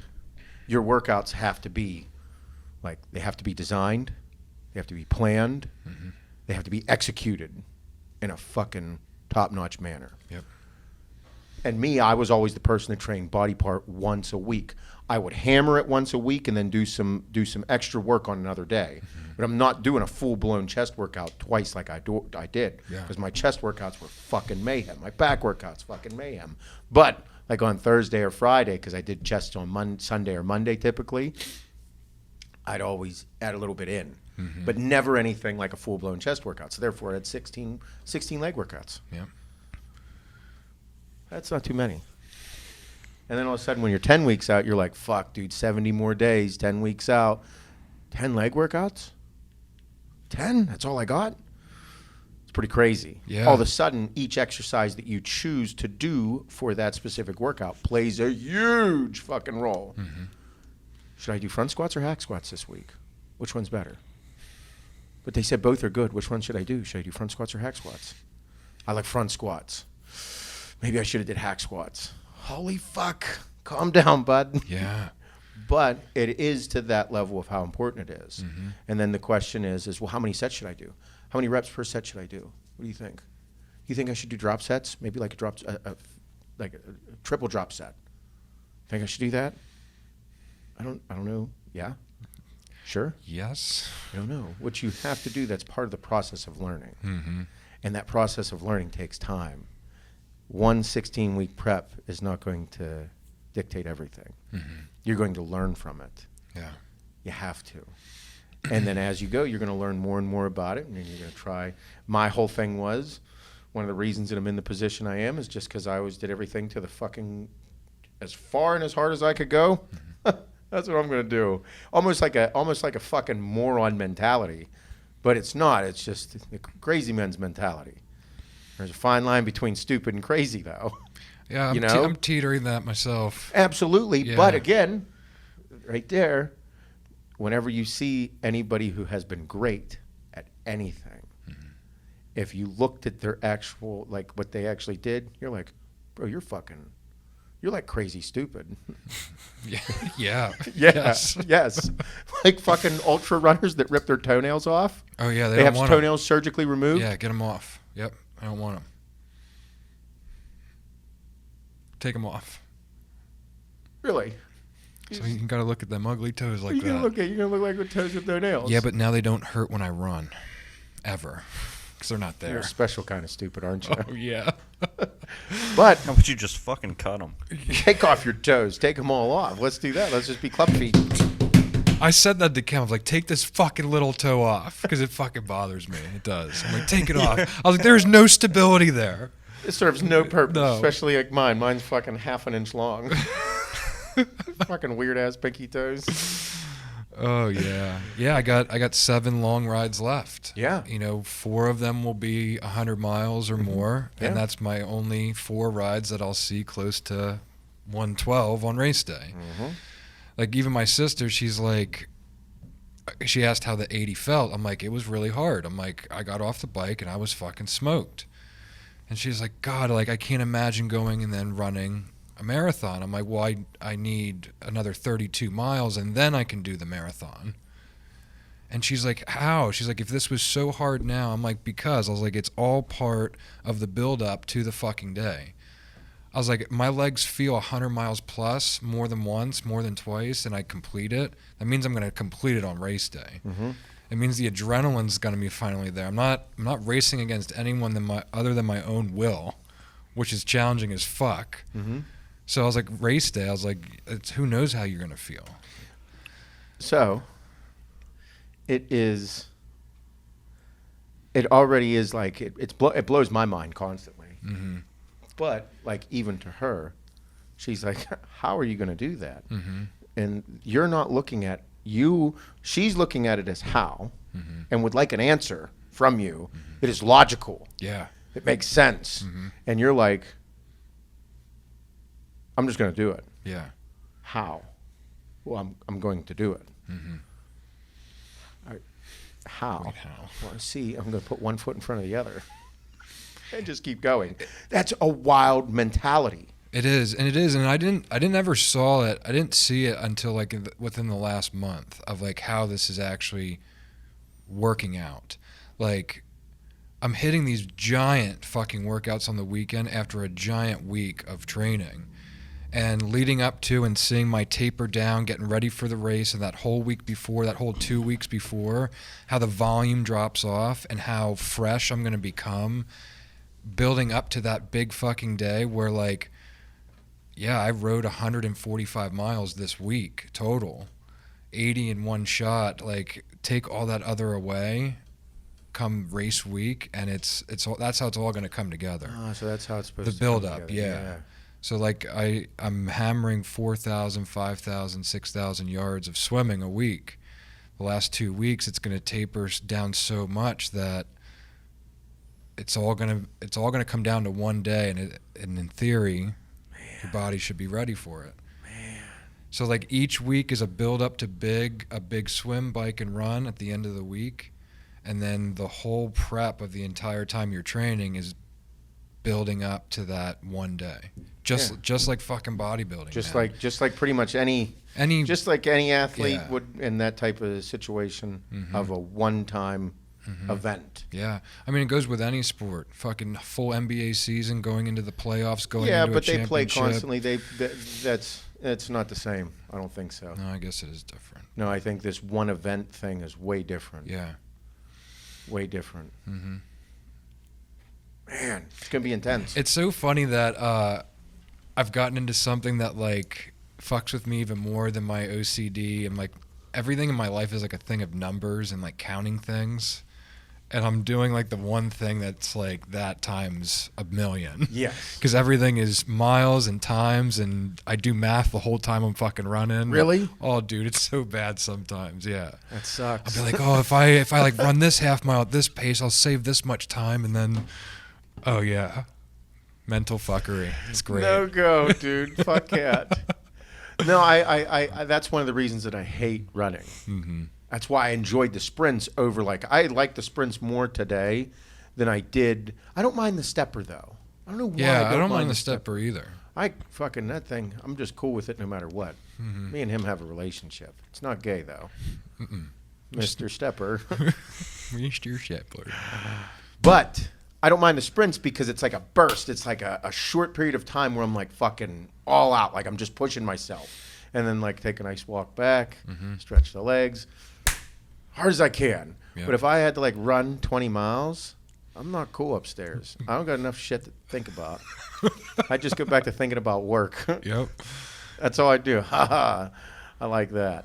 So, but like I think that's why I like lifting weights, because it was like it's an anaerobic exercise where a set, on that specific set, I'm not thinking about anything but lifting that weight a certain way. Mm-hmm. Yeah. Like I'm like as I'm doing it, I'm actually thinking about the growth that's going to occur on my upper chest. Mm-hmm. When I'm doing the pull-ups, I'm like, oh fuck yeah, I feel it. You see it? I know you guys can fucking see it. I can feel it. Mm-hmm. Like that mentality for me has worked. That's why I can't do the distance thing. Mm-hmm. But I guess during the stepper, I'm able to like watch shows and like think of dumb shit and like just free my mind, and this is pretty incredible. It's a huge player. It's wild. Mm-hmm. Wild. Yeah, the I've never needed it. No, you haven't. I've never done it. Because I've always like Told you to do it. No, You're like, fuck come off. on.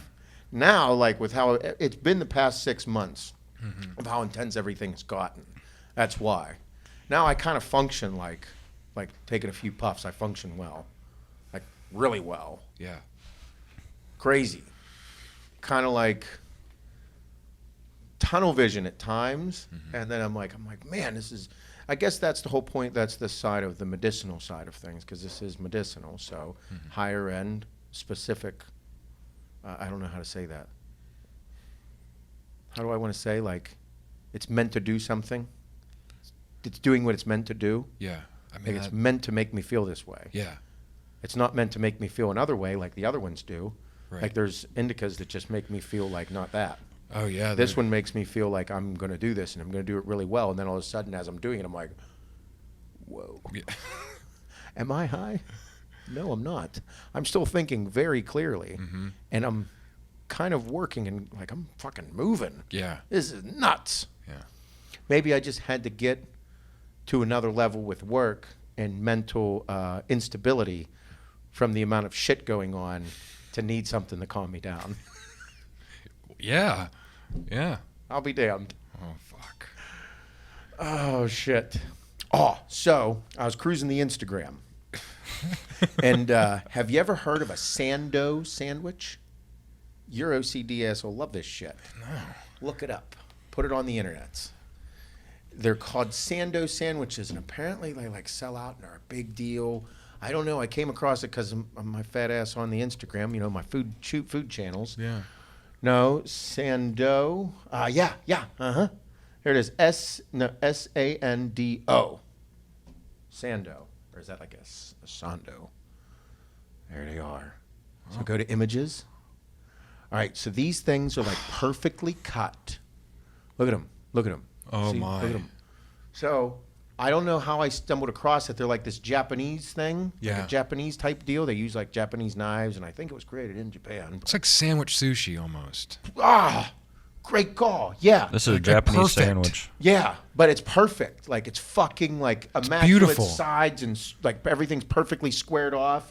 Oh, And, yeah, look at that. Yeah, look at the Holy display. shit. So I didn't look too far into it because it happened whenever I was starting to fucking doze off. But I found them and typed it in here to remind myself. These things are wild looking and apparently they're delicious and they sell out and they're in Texas and California. I don't know I think you can order them. I didn't get that far, Yeah. but I just remembered right now. I didn't do any research. I'm just talking out my ass right now. They look delicious. But they I have almost this, wouldn't eat it. It's so perfect. But like, look, they're pretty crazy, right? Yeah. Crazy. That's definitely my style. Jay loves sandwiches. I'm See, look, right? They're crazy looking. Look at that one. Yeah, there it is. Shit like that. That's like a little bit of a fruit salad sandwich, like maybe some kind of cream cheese filling With fruit and then but on bread. Yeah, I don't on know. bread. Maybe it's a Japanese thing. Yeah, But I thought it was fascinating. I'm fascinated. I would like. There's one that was $65, and it had like truffle mushrooms. They have a video making it. Mm-hmm. It's pretty intense. Nice. With like some type of beef. I don't know what kind. Mm-hmm. Look good. I'm sold. I want to try them. Right? Pretty cool. Yeah. I don't know if we can purchase them and have them sent to us, but I saw a Chick-fil-A sandwich in there. Looked delicious. oh yeah, they do a fried chicken one. I love Chick-fil-A. I was pissed. What are you doing there? Gold. What do you got, Shane? This is just Gold Belly. This is how Dean sent pies. Oh, shit. Gold Belly. I bet Yeah. you we can get some sandwiches. Cat Zoo Sand. Oh, is that what the is? Oh. So that's what I was looking at was Cat Zoo Sando. Yeah. What do they got here? They got everything on this motherfucker. Yeah, you can order What are you anything. doing? Wait, scroll down. You can order pizzas from this place. I saw Pat's steak sandwiches in there. Oh, John's roast pork. That pork sandwich is fire. Where? Scroll up. Right there. On the far right. Oh, yeah? Roast pork sandwich from Philly. No shit. You get a 4-pack for $109. Yeah. It's like Excuse me? Yeah. Yeah. 4-pack. Why is it $109? Click on that motherfucker. These things are so fucking good. Yeah, $109 good? Yeah. I'd pay that. What's happening? 2 pounds roast pork. So, like, what's... That's It it. feeds 6 people, 4 to 6 people. But no, all I was getting at was, like, is the shipping the reason for the $109? Oh, yeah. Yeah, Well, just it's the prep. Free shipping, but that's not free. No. No. Good. Okay, so this is like a... It's probably an $11 sandwich or $10 sandwich. Just the convenience of it. Mm-hmm. That's what I'm getting at is this the convenience factor, but how am I getting the real John's pork belly, pork whatever sandwich if I'm not like right there at John's? Yeah, it's not going to be quite the same. So that's what I'm getting at. Like, I mean, that's part of the fun part about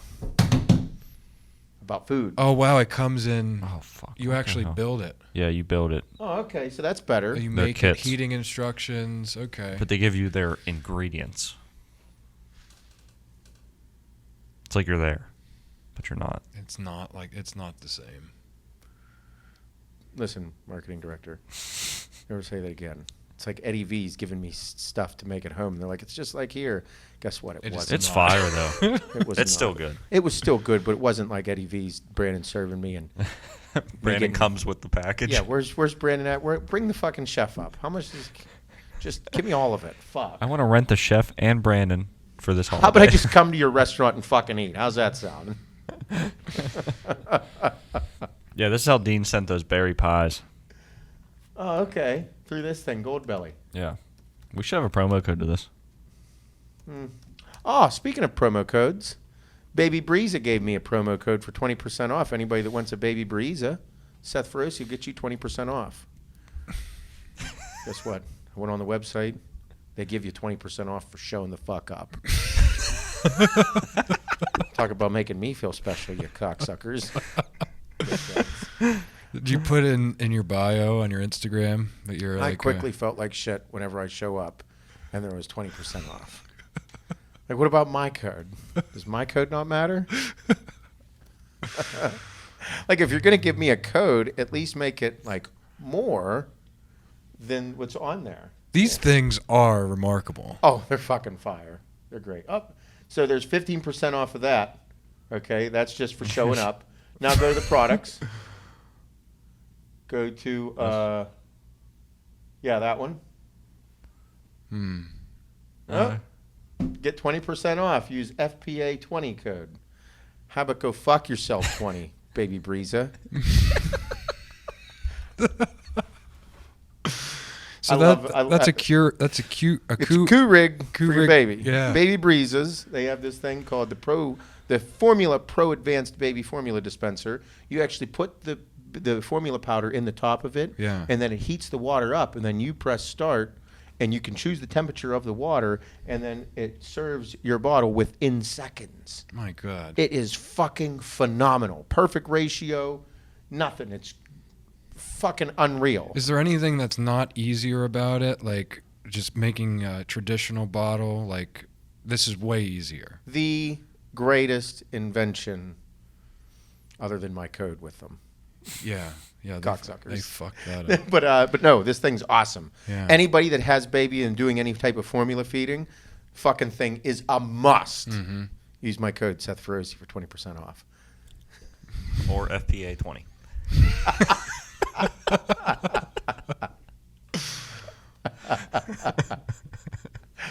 Can it serve a cold bottle? Yeah. So could I put like protein powder in I there? don't know. I haven't tried it. I was thinking about buying another one with my code Yeah. and then putting it in there and trying it out Baby Breeza, farm fed. for you. Like that's not. Yeah, I don't know if I could You fit know a how shaker under there. I posted it, and so many people were like, "It's a protein powder," and I'm like, "I don't fucking know. It's for my baby, okay?" But they do this. They're sending me a sterilizer. I'm gonna try it out. You know, because of the Rona Yeah. and just germs in general. You know, clean things. Yeah. You know, like normal people did before the Rona. You just keep washing your hands and clean things. Don't lick the floor. Yeah. And lick other people. If it's dirty, you clean it. You If it's wash wet it. and not yours, don't touch it. No. Oh, wow. So this, Oh, yeah. they're going to send me this thing here. You can buy this with your code. There's no 20% off on They this. said my code won't work for the new items.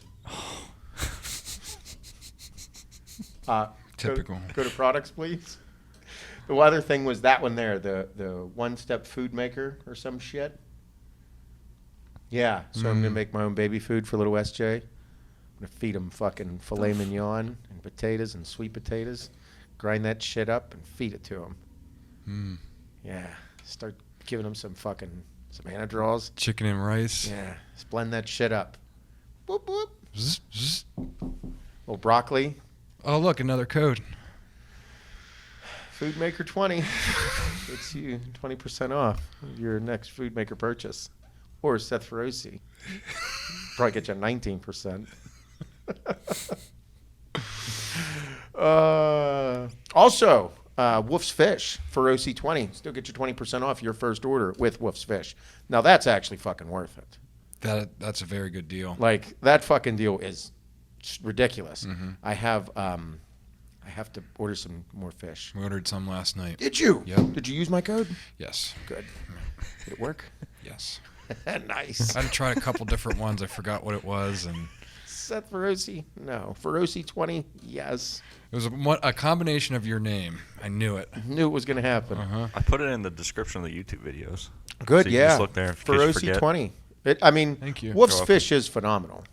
The The whitefish, the halibut it's like a fish steak. I order like 6 of them every time I order. It's so good. Yeah, absolutely. And the scallops. I love the fucking scallops. Those are good just to throw, like, you want to throw 6 on, like, steak night, make those a little appetizer. Do you pan sear them or throw them on the grill? I pan sear them. Do you? Yeah. What do you pan sear them with? Olive oil and butter. Ooh, do the combo. Yep. I You like got to do both. I like doing the combo. I like starting with the oil Same. I And do. then- Actually, I do that. and yeah. then throw the butter in for the flavor on it. I'll olive oil the pan, Uh-huh. salt and pepper the scallops, throw them down, brown almost done, pull them off, butter, garlic, lemon juice, white wine, Oh, Bobby fucking Flay over here. and like get that going. Man, Throw them back in for 1 minute, I'm and gonna it's come over like- and suck your dick for some scallops. Dude, they're worth it. They're worth it. Yeah, no, but I've been doing that. I do that same process with the halibut too. Oh yeah. Yeah, or we'll throw it on the grill. Yeah. Same process with the halibut. Yeah. How long does the halibut take? Because they're pretty fucking thick Um. in a pan searing. Yeah, they take about 3.5 to 4 minutes per side. Really? Yeah. Do you cover it or leave it open? I leave it open. Uh-huh. And I don't touch it. Like, that's the thing. Like, you need a scorching hot fucking pan, and don't fucking touch it. For like, I time it.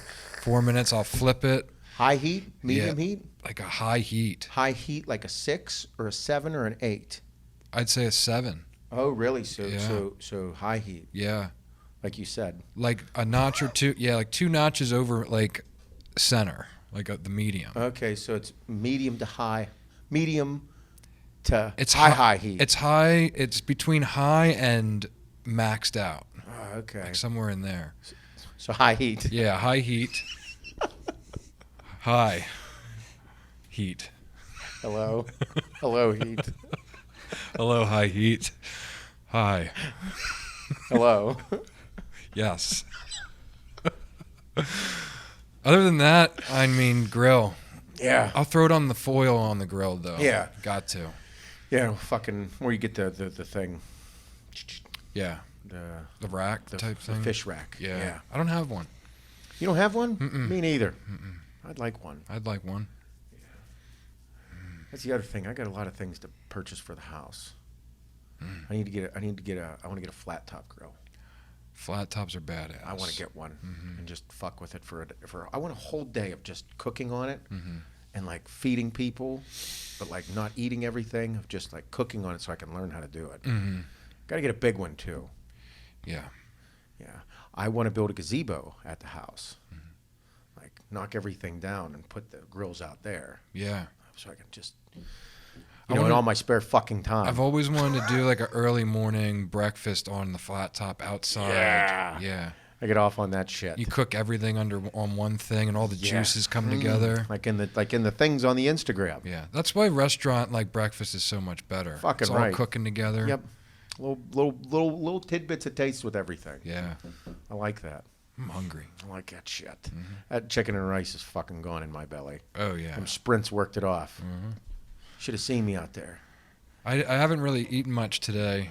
I've been fasting a bit from yesterday. It was a bit out of control.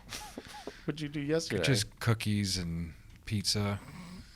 And I bought Glenwich's. It was my first time. I went pretty hard with them. Oh, how many did you eat? I mean, I ate 3 of the 5 between Saturday night and yesterday. I think it's 5 in a pack. No, there's only 4 in the pack. All right, then I ate 3 of the 4. Bro, Yeah. they're not small. No, they're not. And then I had the cookies Kim made too. And I had Yanni's pizza. I had Moe's burrito on Saturday. What else did you eat? Giant fucking breakfast.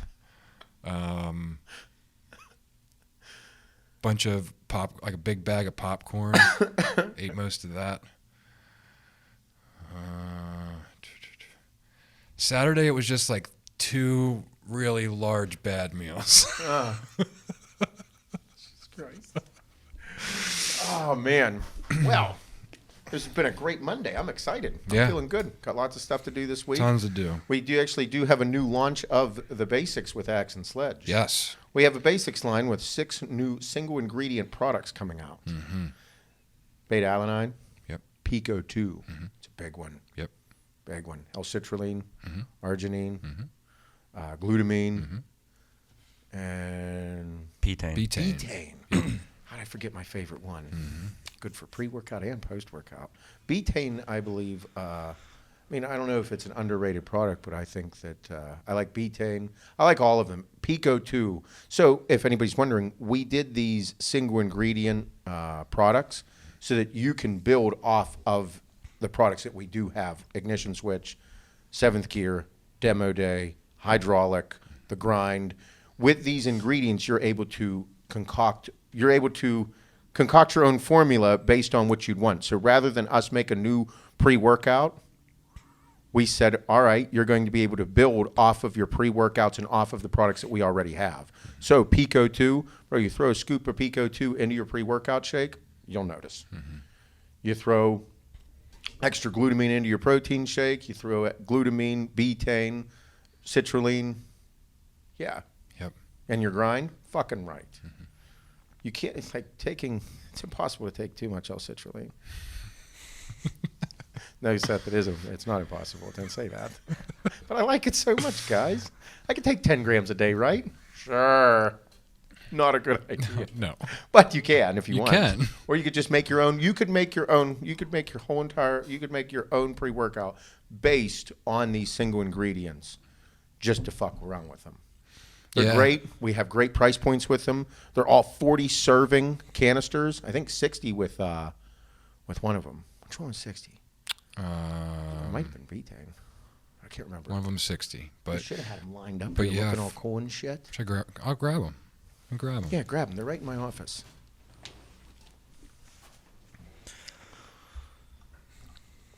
But I'm really pumped about it. Yeah. I like the Pico 2. They look pretty cool, too. They do. Good job on the marketing side of things, the labels and what they need to look like. Mm-hmm. All unflavored? Yeah, they're all unflavored, so you can actually flavor them. You can put them in the flavors that you do like. The one problem with Pico 2 does taste like shit. Mm-hmm.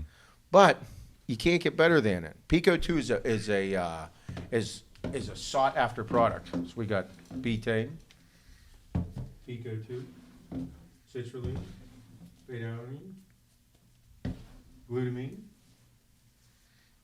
arginine. Sick labels. Fucking awesome. Hell yeah. Look great all lined up. Yep. Perfect size. Mm-hmm. Yep. 40 servings. Betaine anhydrous. 2,500 milligrams per scoop. 2 scoops of that a day and you're in business, motherfucker. Oh, yeah, Yeah, the Pico 260 and the beta alanine is 100 servings. You're welcome. It's great. I'm excited. You're able to concoct all your own things. And again, if I was, put it this way, if I was going for a crazy pump workout, hydraulic already being the best pre-workout, pump pre-workout on the market, I'd throw a scoop of Pico 2 in there with a scoop of Demo Day. Scoop and a half of hydraulic, scoop of Pico 2, scoop of Demo Day. I'm in fucking business. Yes, sir. Yeah, buddy. Betaine, awesome product. I believe that it's incredible from an overall standpoint, pre and post workout. So, pretty. They're gonna look great. Try them out. Website should be up with all these. Yep. When, Jay? The blog should be up today or tomorrow. Yep. Nice. Yep. And then, release at 8 o'clock Who's on was Thursday. that one? Space Campers. Huh? Bob did the blog. Yep, I did. I'm just being a dick. Oh. Cool beans. Well, leading into that, we have another one lined up here with Shaner. Do we have questions for today? We do. All right. I'm excited. All right. I need more coffee, too. Yeah. Mouth's dry. All that fucking sweating this morning running them sprints. Mm-hmm. You better be careful. You keep running like that, I'm going to catch up little by little. Burst. 100-yard sprints. It's like my sex life. I'm talking all up like I can go forever, and you're just getting fucking 5 minutes of really intense, crazy shit. And it's over. But during, it's out of control. It's only 5 minutes, but it feels like an hour. I saw this meme. It was like, oh, fuck, what was it? This guy's asked, like, he's like, oh, you have 1 minute to live. What are you doing? And he starts to do planks. He's like, I want this 1 minute to feel like an eternity. That was pretty funny. Pretty good. But my favorite meme of all time is still Leo. Oh, my God. That fucking Leo, him from Django, is nuts. They are on right now. It's just so There's fucking so many funny. of them. How can you not enjoy that fucking dude's face in that? Yeah. He's more popular from that fucking meme than he is the movie. I wish I've saved every one that's like put me over the edge, Oh, like man. laughing. The one that I just posted was funny as fuck. It said the bully. Here, I'll read it real quick. I posted it on the stories. When the guy's like, the bully says, I bet your dick's the size of a Tic Tac. The quiet kid says, that's why your mom's breath smells so good. Oh my fucking love those God. shit. Memes are so much fun. All right, Shaner, moving on. Let's go. All right. What do we got? If you could pick a 3-man team, 2 movie characters, and a real person to join you in the Hunger Games, who would it be? Wait a minute. You got to pick 2 movie characters and a real person. Oh, I know who the real person is out of the gate. I don't know. Hold on. So I got the Hunger Games. I got to pick 2 movie characters. Mm-hmm. 2 movie characters. And then And a real guy. real life person. Oh, boy. For the Hunger Games. Mm-hmm. So we're on my team or I'm Yep. facing? I think they're on your team. Oh no, join you in the Hunger. So they're facing you. Oh, Jesus Christ. And I'm going to choose like fucking douchebags that they're going to suck so I can kill them. If anything, if I choose John Rambo, he's fucking killing me. Yeah. John Rambo is still alive. Mm-hmm. He's killing Mexican cartel now.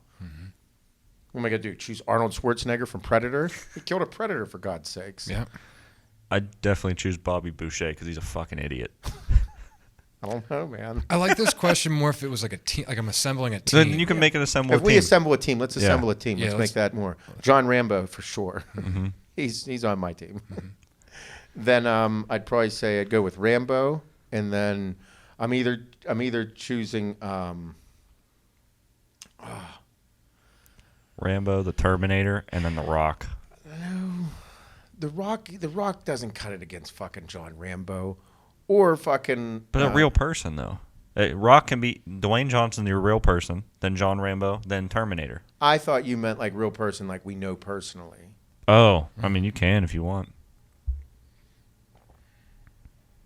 or like just a real person that we don't Just know personally, but yeah. they're like actually Just a real person. real like good like. Yeah, I guess that The stuff. Rock, you could choose him because he is real, but he's not. Yeah, he's fake. He's kind of fake. Yeah. Like a real person, but not. Mm-hmm. I'd choose if I was going into the wilderness and like for the Hunger Games, I mean, I'd have to put Cameron Haynes up there pretty high. I was going to say that as my normal guy. Yeah, Cameron Haynes. I'd put him up there, and then, fuck. Who's the other dude? Can't believe I'm so upset. He's not stupid popular on there, but Beyond the Backwoods. I can't remember the kid's name. Oh, yeah. Follow him on Instagram. He's big wilderness guy. Pretty badass. But I'd probably choose John Rambo, and then, fuck. I don't know if I'd choose Arnold Schwarzenegger from Commando or Arnold Schwarzenegger from The Predator. The Predator one's pretty good. I'm going with... Yeah, I'd go with The Predator. I'm going with Leo from fucking The Revenant. Oh, yeah, that's a good one. Like, Fuck literally yeah. the perfect person to have. That movie's like, nuts. Bear comes along, he's going to be able to, like, fuck it up. Gonna have a hard time killing that motherfucker. Can start a fire in seconds, knows the land. Like, I'm good. That's such a good one. I know. Yeah, really good choice. And then I was gonna say Cameron Haynes, just because like he is he can run, he has the Tough outdoors stamina. guy. He's gonna fucking slay a moose or an elk or a bear or Like a recurve bow. Yep. Made out of fucking string and some branch out there. Yep. He's a fucking, yeah. Yep. And then I don't know about my other one. Yeah. Nothing has stuck out yet. Hon, do you need a movie character? It doesn't necessarily have to be like a wildlife like situation, because like Hunger Games could be in different like types Mark of... Wahlberg from Lone Survivor. Oh, man. It's a good one. It's a real life person as well. Yeah. Was. Yeah, No, it was. It is. it is. I don't know what else. Torn. Really good question. I enjoyed that one. Cameron Haynes is he won that one. John Rambo. Yeah, good stuff. Yeah. Yeah. Good How times. about you, Shane? Do you have a 3 lined up? I don't know. I like The Revenant and Mark Wahlberg and probably The Rock because he's fake But real. but real. He's I just assume that he doesn't exist. Actually, he's not a real person. CGI. He is. He's not real. He's He just goes home and whatever takes he's off doing. his- He's just. Bro, it's He looked fucking- awkward, like fishing for bass, like on his posts over the weekend. Okay, so we just got done talking about how fucked in the head we are from work because of what we do. This dude doesn't even know reality. His reality is not real. Like, I don't care what anybody says. The shit that dude does, the fucking non-stop is intense. Like, it's almost, not real. Because he's doing so many things that it's almost like the time that he does get to do things, it's like, bro, like, what do you, like... I'd love to see if people are like, oh, a day in the life. No, a day won't do it because you can fucking manipulate a day. Like a month. You can't manipulate a month. I want them to do a series like Kevin Hart's on Netflix about The Rock, like the six-part series or I don't something. think people would like him. Probably not. You're probably right. Oh, listen, when it comes to business in here, like, we're fuck-offs on this thing. And we're having fun. In business, we're fucking animals. Yes. You don't get to this point by being a fucking pussy. You don't get to this point by being a moron. You fucking go hard with business. That dude, if they did a 7-part series on The Rock, they'd quickly realize that guy is a fucking animal. He holds everybody to a very high standard. And I'm not guessing he does it with his fucking charm and smiles. I bet you he's very demanding. I bet you he tells you how the fuck things are going to go. I don't think he's... I mean, I'm fun. We're fun. But at the same time, when it comes down to doing things, it's like, no, this is what the fuck we're going to do. Oh, yeah. And it's not like we're ignorant or mean or about it to anything. No, we're just very strict and concise. And when shit hits the fan, motherfucker, we are coming. So I think that's the way. I think, I don't know if he'd want that perception of himself out because he's The Rock. He smiles and he's hardcore, but somehow you feel really good about him with everything he does. Mm-hmm. He's very good at it. Maybe it is him. I don't know. Maybe I don't know what's going on. But I think that, like, the dude's a fucking savage. Mm-hmm. You don't do that many things without being a fucking animal. Nope. No way. I wouldn't want him to be a fucking pussy either. I'd want him to be a fucking animal. Maybe he should do it. I'd like to see that. Mm-hmm. He's got to be one intense motherfucker. Oh yeah, I can't. Have to be. Can't imagine. Yeah.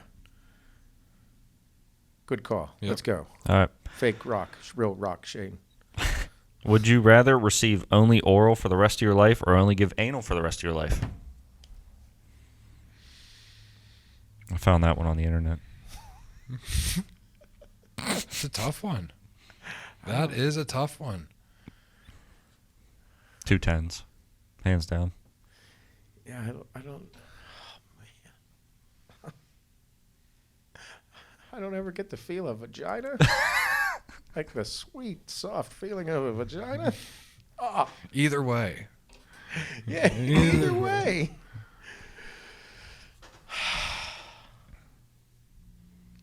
I'm taking the BJs. Yeah, I'm taking the BJs. Yeah, got to. Yep. Got to. Mm-hmm. I don't need my dick smelling like shit all the time. I didn't think about that. Poop dick. Oh my God.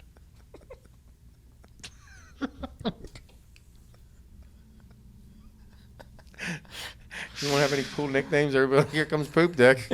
Smell you a fucking mile away coming down here. Oh, God damn it. Fuck did she eat over the weekend, Poop Hey, Dick? shit shaft. Shit shaft. Good one, Shane.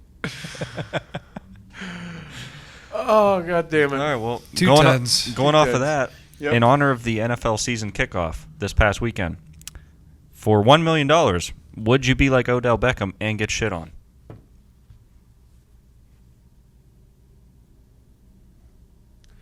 Who's shitting on me?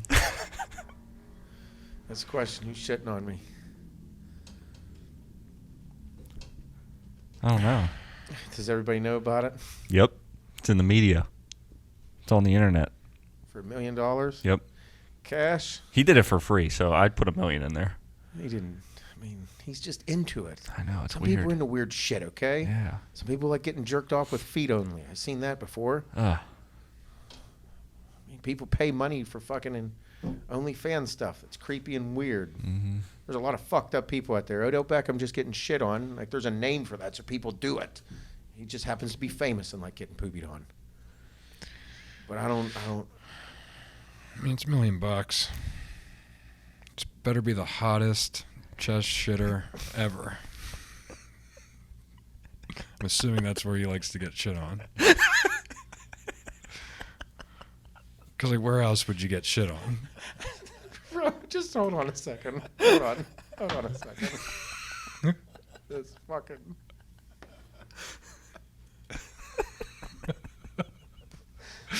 Okay. So, just what in the fuck? Like, I'm a pretty sexually active guy. I like sex. I think most people do like sex. It's like part of us. There's Yeah. not many things outside of the sex world that turns me on.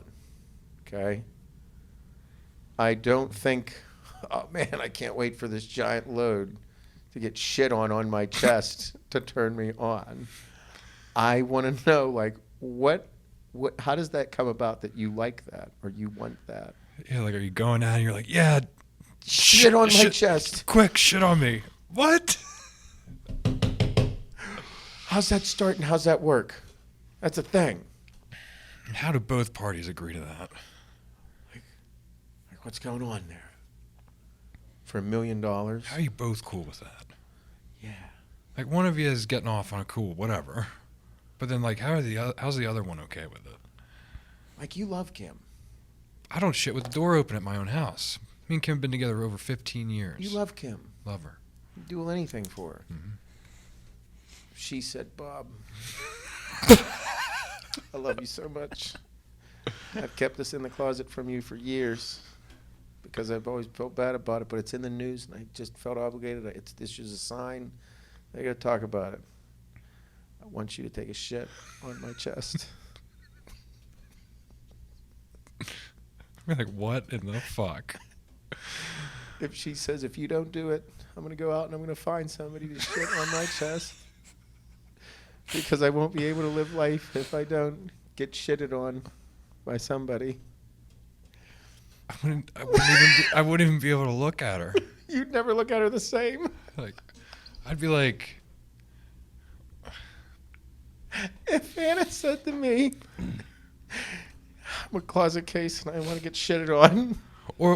or it's like a nonchalant thing. You're sitting on the couch one night, you're like, hey, you ever think about like getting shit on? Like, but like sexually. How's that possible?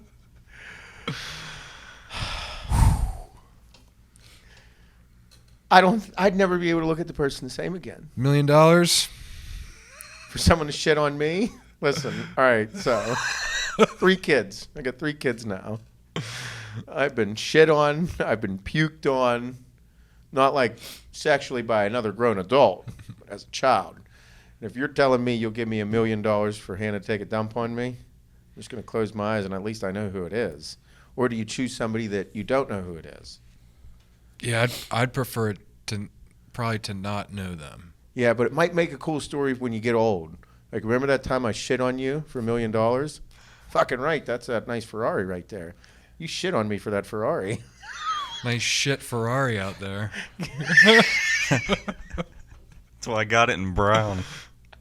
We got that custom paint, bitch. Oh my God. But like, I don't know. That's a fucking ride of a question, Shane. I'm glad I'm thinking about my significant other taking a dump on me. But like, there's no way I'm getting a chubby from that. No. No. I will not be erect for that. Nope. Be the furthest thing from that. I'm gonna go leave for a fucking month. Oh. Yep. Oh man, that's an intense one. That's fucked up. Made me feel uncomfortable. I'm You're more welcome. comfortable. Yeah, thanks, Shane. Yeah. All right, special IT specialization or marketing director Shane. Good job. Thanks. All right. Well, everybody, I don't think you should ask your fucking human resources department that question. No, don't. Please leave that out. Maybe just keep that one to your fucking self. Yeah. You creepy bastards. Other than that, hope you have a fucking stupendous day. Go fuck some shit up.